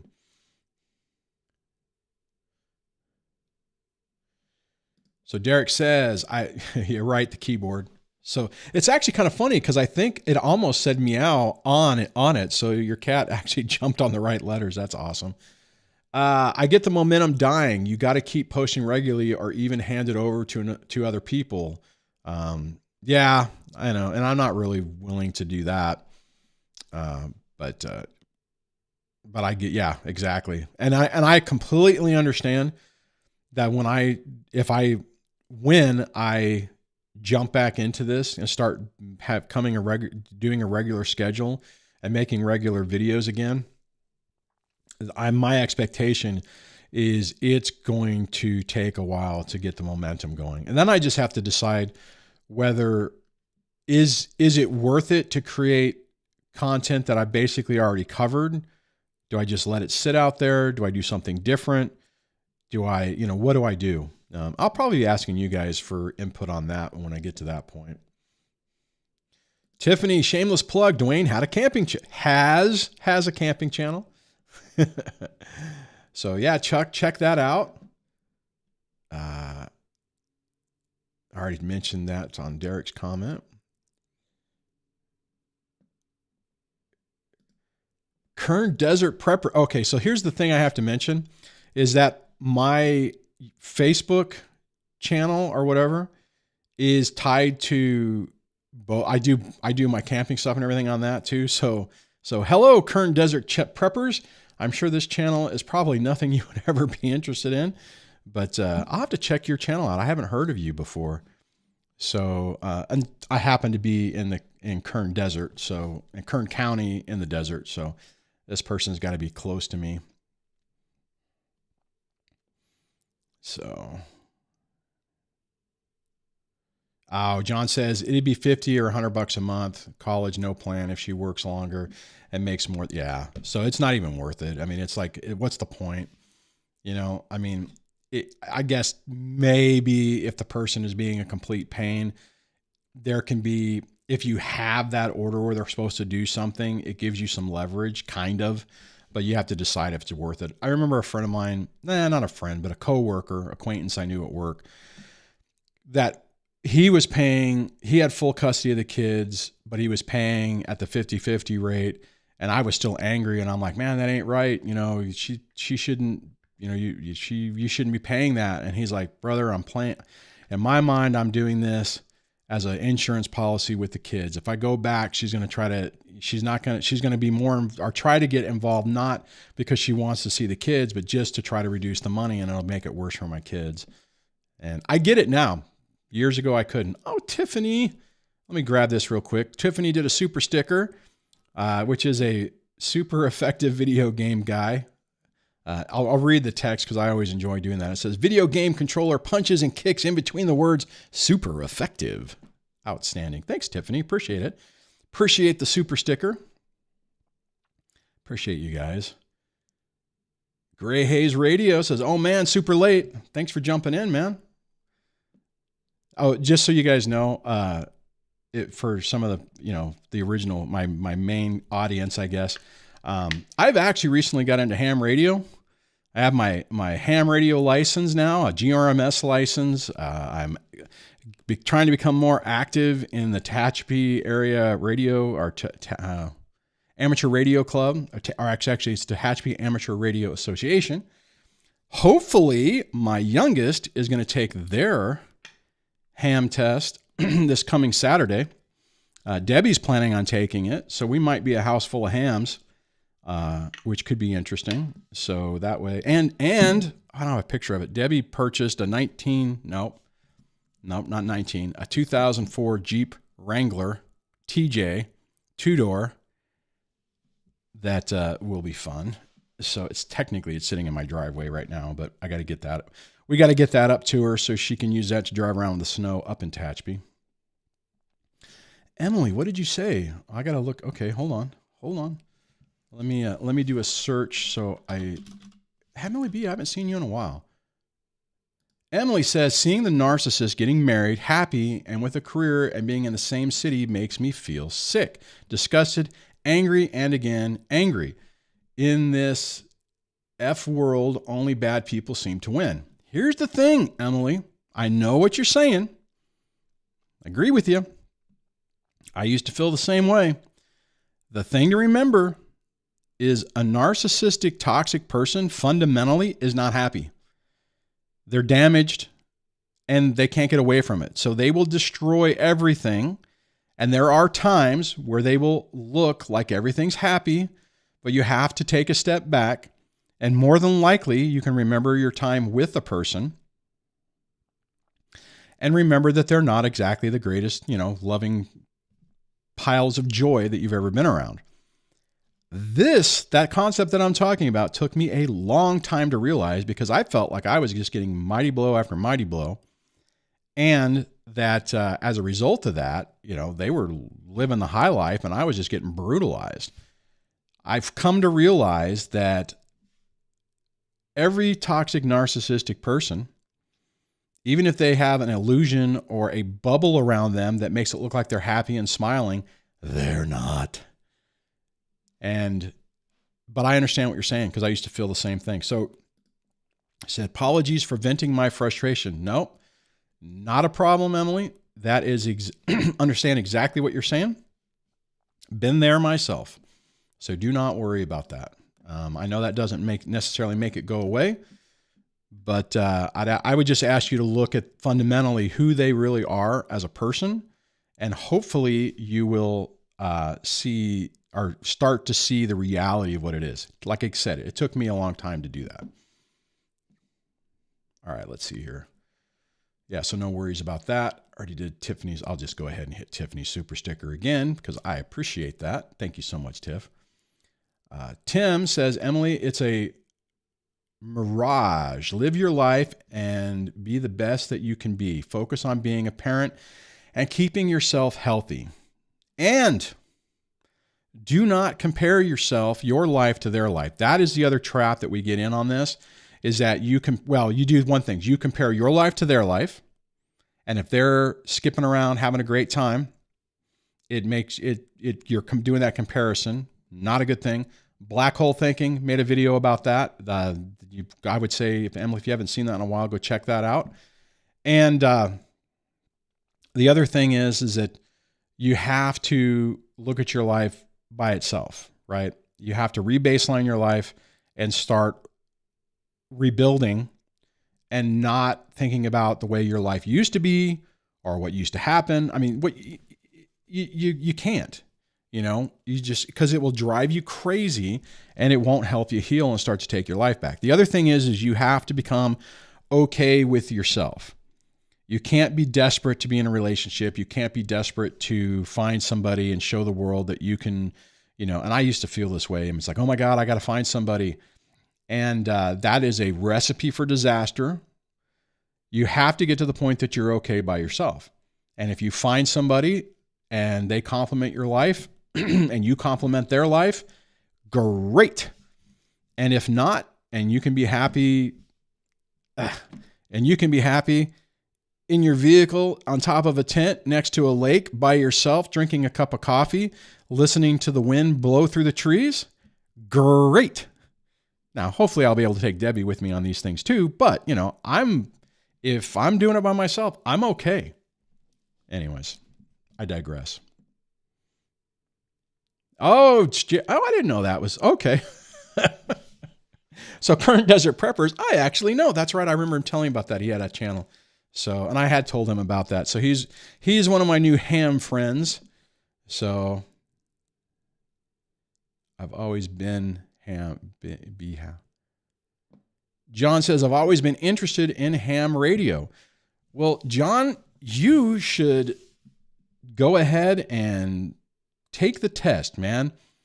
It's not that expensive. There's a bunch of channels on you. If you don't want to pay for a course, I ended up paying for the ham radio prep course. It was like I'm a vet, so I got it for a little bit cheaper. So it was like $24 video courses with tests, but there's also a lot of channels online who give you that course, to teach you how to take the technician level with a basic level course.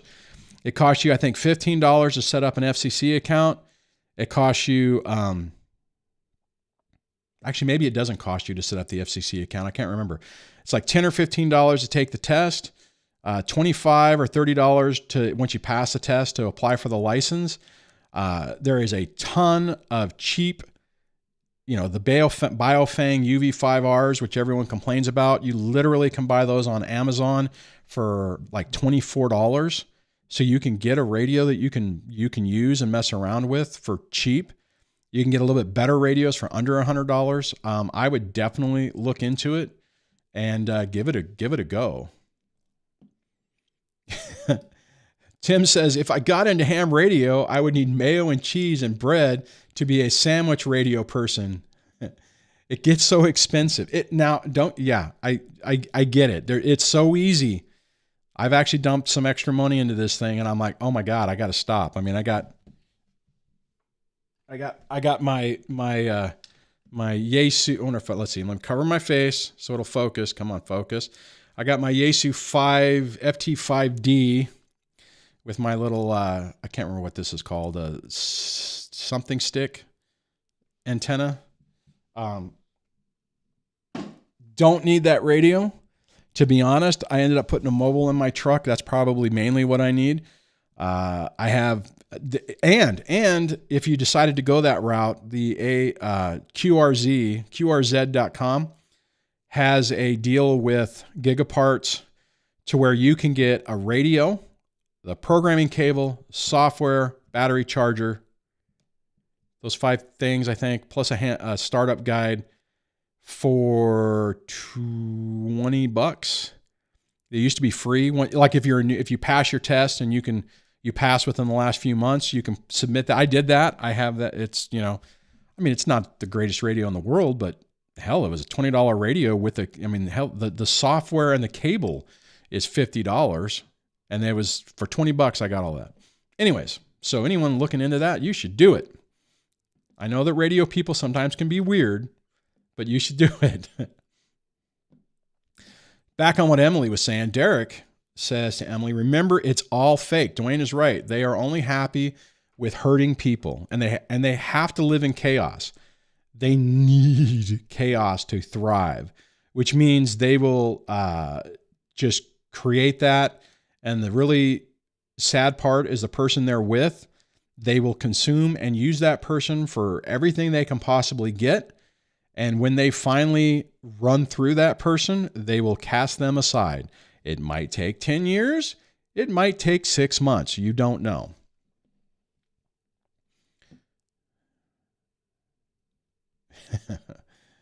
Tiffany says to Emily B., Simba, everything the narc touches turns to poo eventually.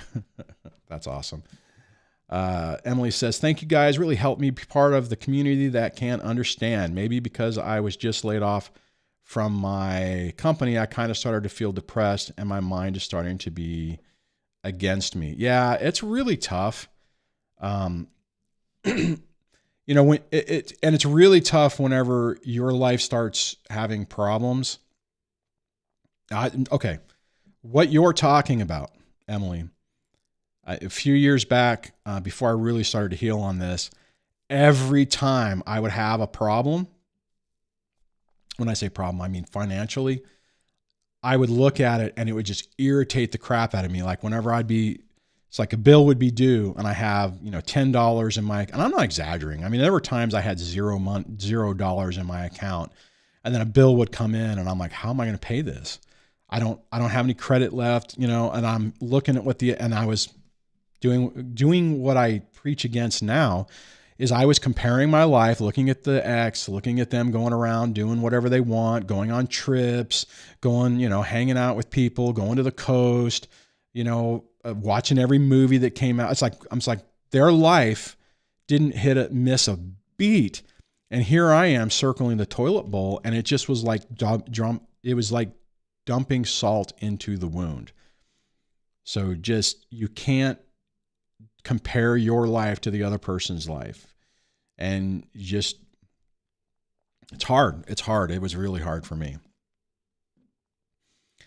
Derek, thanks for the super chat. Let's see if I can pull this up. It says, dang it. For the moderator, Debbie, for sticking by you, can only imagine the offline conversations and also for making a special appearance. Oh, did Debbie jump on? Oh man, I didn't even see her come on. I didn't tell her I was going live. For making a special appearance today, miss your live show. This is a live therapy session, so please try to keep it up. I will try, Derek. And like I said, in September, I got a few months left. I'm planning on focusing on my youngest graduation. Well, okay, my youngest graduates high school. My middle daughter graduates university.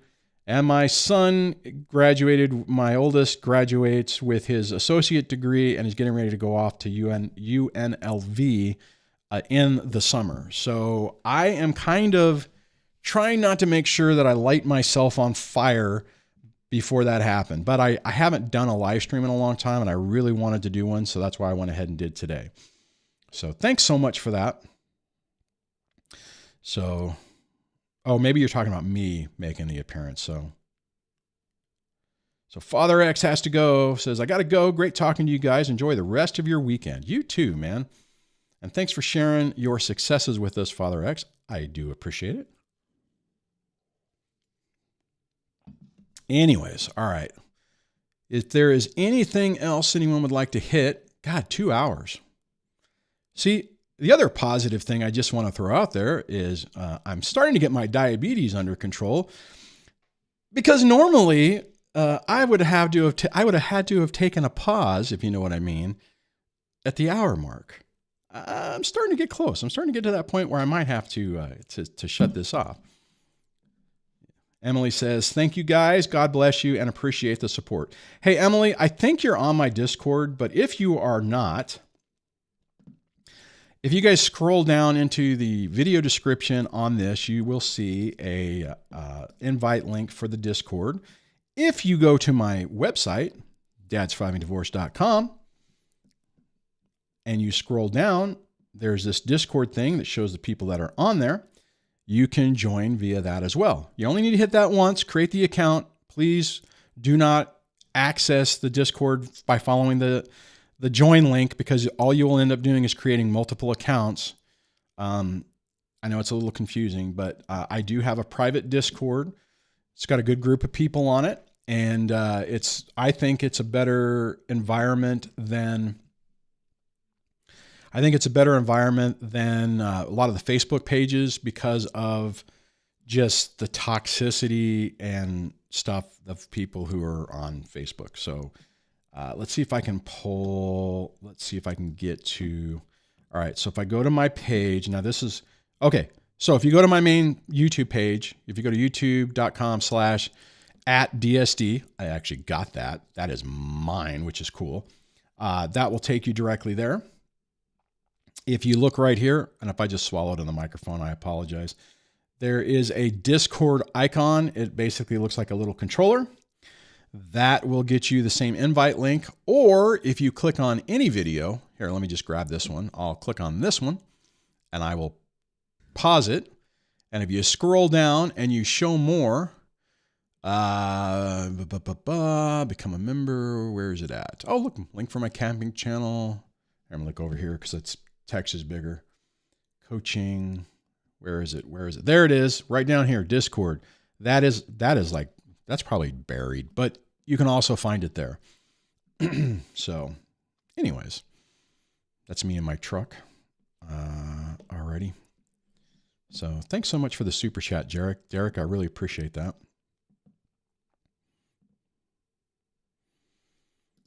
John says, Duane, you are the only one who focuses on the children in the narcissism niche. Isn't that crazy? I mean, I agree with that comment. Maybe I'm biased on that, but it's weird that a guy, dad, is the one doing this. So, and that's the reason why it's kind of weird, right? Because I've had in the past people say, you should be more focused on men's stuff. And, just be a guy channel. And I'm not, as you guys can see, I have moms and women in the chat. I really focus this more on, for the target of narcissistic abuse and on how to help your kids, because that's really the key. And if you're a parent and you're here, that's what you want to know how to do. I have like another little sub niche of people who are grandparents who have narcissistic daughter-in-laws. I don't make a lot of videos on that anymore, but there's a group of people who are probably every couple of months, I'll get a new person who's in that category, and I'll try to provide some counsel for them. I try to answer as many emails as I can. Obviously it's just hard, and then the other option is just to do the coaching thing, because if you book time, I am going to make time, obviously, because you're paying for it, but make time and focus on, give you that time to focus on your issue. Chuck did a super chat. Thank you so much for that, Chuck. But you didn't say anything, man. Oh, here you go. It says, good to see you. You helped me tremendously in 2017 going to take the kids out. Thanks again. Good for you, man. I hope you have a good time. Oh, what I want to say to everybody, if I've helped you and you're doing something fun, either by yourself or with your kids, and you take a selfie, email it to me. I won't post it, but I want to see. I love seeing pictures of people who've been part of the community, and especially love seeing them in better times. So you can just email that at Duane@dadsurvivingdivorce.com, and I would love to see that. Oh, Emily, I thought I'd seen you on Discord. Yep, I will look into it. Never use Discord. Oh, the other thing about Discord, there is a web version, so you don't have to download an app. There is a desktop version, so you can download an app. And if you want, you can. There are iPhone or iOS and Android versions, so you can actually run it on your smartphone as well. So, anyways, alrighty, guys. Let's see. Tim says, Emily, also remember that social media always shows other lives as better than reality, so don't try to compare to the fake. That is an outstanding point, because social media is curated. I mean, technically, even whenever I make my camping videos, I'm not, well, I guess technically not a lot of stuff goes wrong, but, you know, I'm trying to make it I just enjoy making the videos anyway. So anyways, I digress. So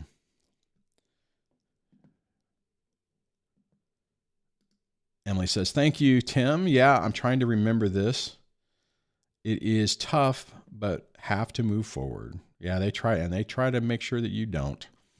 They try to drag you back down into the pit of hell. And it's not hard to get sucked into that.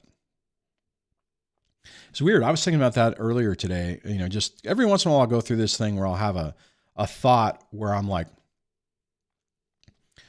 you know, why does it have to be this freaking hard? You know, I really cared about my ex. I loved her. You know, I mean, this nightmare, never wanted. I'm glad I'm out of it. Don't get me wrong. But there are times where I'm just like, man, why? You know? Anyways.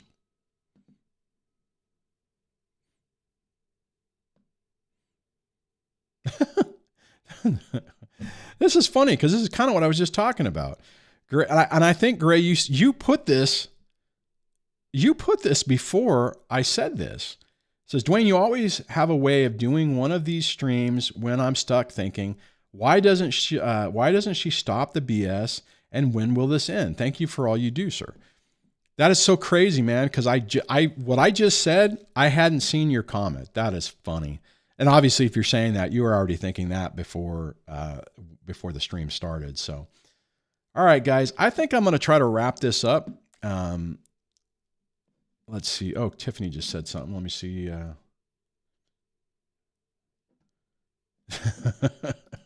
Tiffany says, the coffee incident. Mistakes happen. But that was kind of funny. I'd love to be so upset if I were camping. If I remember correctly, I went to make coffee with my jet boil type thing or whatever. And the damn thing fell over. And I remember looking, my coffee's dumped all over the ground. And all I got is this jet engine, you know, jet boil. I think it was a jet boil or whatever it was. One of those camping stoves, just, you know, flames shooting out across the ground, you know. So on top of everything else, my coffee was gone.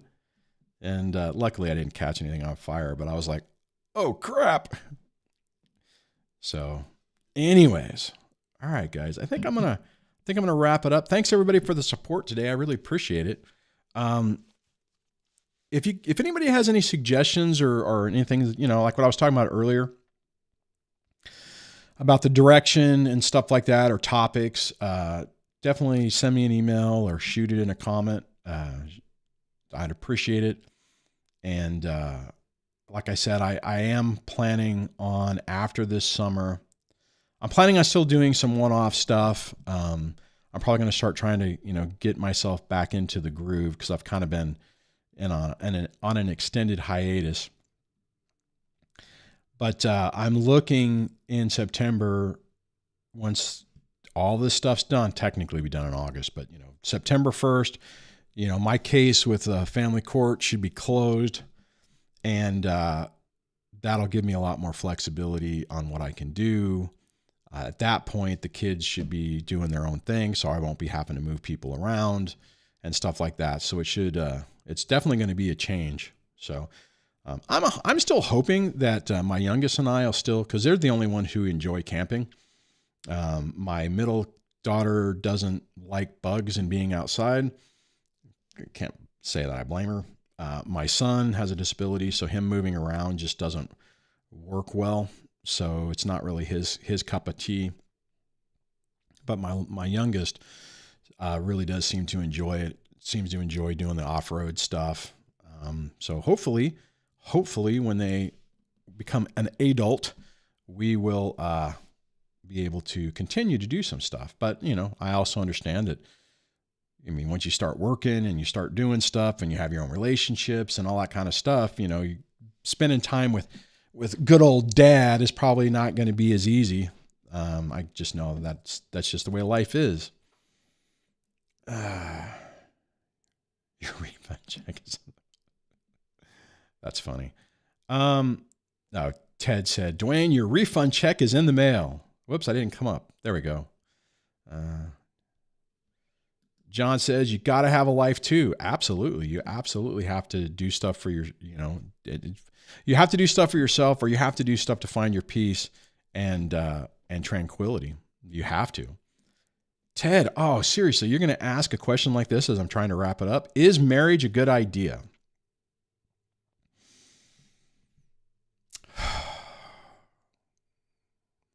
That's a tough one. I would say that if your ex, and this is not going to be a popular thought.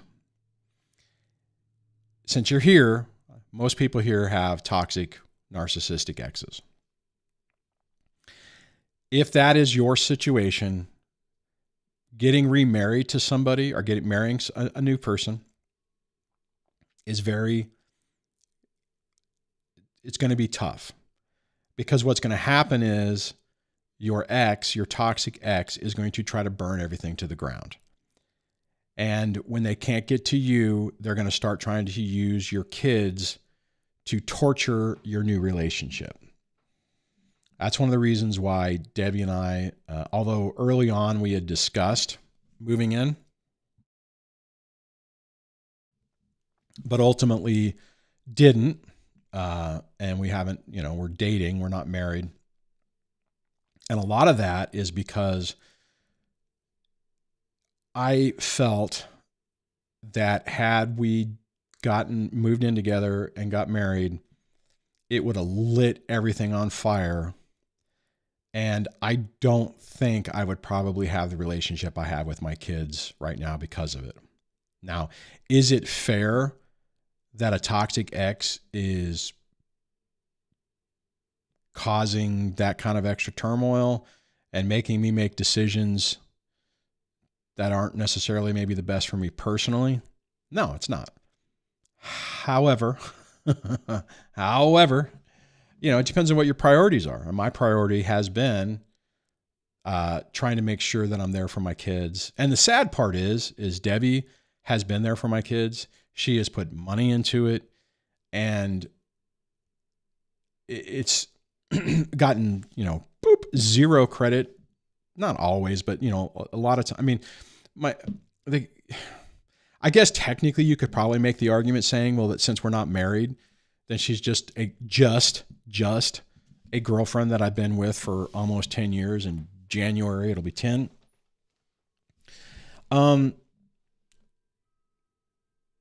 But I mean, it's been really hard on her. So, Ted, is marriage a good idea? It's really hard to say, because you can expect that your ex is going to try to light everything on fire. It looks like Heather is saying that too. Heather's saying so hard, and then says, or the new partner. So it is. And the sad reality is a lot of the new partners are not going to think that it's really as bad as it is. I mean, I've made videos with Debbie on this in the past, and she's discussed how in the past she thought, oh, okay, well, it can't be that bad. You know, she's a nice person. You know, Debbie's a nice person. She'll be able to be civil and stuff with the ex. And, you know, it wasn't until she started getting targeted that she realized, oh my God, you were not exaggerating. So now the flip side to it is, I will say this, and this is my trauma putting out there. After being with somebody for 21 years, that's how long I was married, who I supported and gave them that stay-at-home mom life, I'm kind of at the point in my life where I am never doing that again, right? Which is not fair to Debbie, but at the same time, I'm too old to do this again and hit the reset button financially. So my idea of having someone else sticking their hand in my pocket, and Debbie's never been like that. I mean, we have been, you know, go out to dinner and split the bill. And, you know, I mean, especially earlier on when I was really broke. I mean, now it's to the point where I can cover things more, so it's not as big of an issue, but she's very aware of that. So it's put a lot of strain. It's put a lot of strain on the relationship. So yeah, Ted, I would say, let me put you back on the screen. Ted, I would say it really depends. You got to weigh it. And then you also have to weigh the pros and cons of it. And I think at one point, there's a lot of stuff going on for Debbie and I where it's just financially, it's complicated, right? I can't move. Her house is too small for us to move in. Now, when the kids are all gone, maybe, right? But it's like she couldn't, you know, moving to my place didn't make sense. I couldn't afford to move up closer to her. I mean, that would have been the best solution, is just find a place in that town, because she's like 45 minutes away. And then, you know, we'd be able to do more stuff on off time just because of the proximity. So it's made it really complicated. So, I mean, you just have to like weigh the consequences, you know, pick your battle, understand what you're dealing with. And then if anybody, I mean, Heather was even talking about this. Heather said they can also become a new target for the ex. No, they will, not can, not possibly, they will become a target. Absolutely. Absolutely. Maybe not directly. Maybe, you know, maybe your ex isn't going to be saying, you know, oh, the new person is a piece of crap.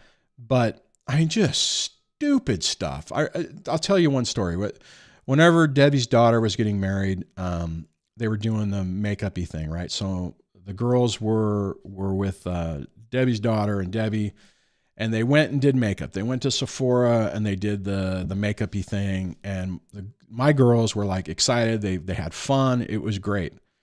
They looked cute, and they had fun. Go back to their mom, and guess what happens when they come back? It's like, oh, mommy doesn't. We don't like makeup. Makeup's terrible. Mommy never wears makeup. You know, I don't understand why people wear makeup, right? And it was subtle. I mean, it wasn't. And to be honest, my ex didn't wear a lot of makeup. She wore makeup, but she didn't wear a lot. And it was just, I mean, it was that type of subtle thing, you know, and it was hurtful. And I mean, Debbie took those type of pseudo punches to the face all the time. It's, you know, so the new person has to understand that and understand what they're getting into, you know. Oh, and Heather says 100%. Yep. So Ted, did that answer your question? Was that helpful? I'll wait to see if you answer before I shut everything down. And let's see, is someone else going to do that to me? Is someone else going to ask one of those hard questions right at the end? My coffee is getting cold. I wonder if I even had anybody watch on Facebook. I see a couple of comments. I don't know how to see. I mean, I know here it shows it, but I don't know if it's not showing. Well, no, I guess technically it says there's one person watching on Facebook, but there's no number. I only see that because YouTube says a number, and anyways, whatever. I digress. All right. Well, I think I am going to start wrapping things up. Let's see. All right. On that, I am going to try to hit this button, but I have no idea what it's going to do. So let's see if it implodes everything. I'm even going to do the music. All right, everybody. Thank you so much for hanging out with me. What's rolling across the screen right now is an old list of all the channel members, because I have to remember how to pull the list down to recognize the current channel members. But thanks everybody who supports the channel, supports what I do. Keep your eyes peeled because I am planning on making a comeback, and I'll chat with you on the next one. All right.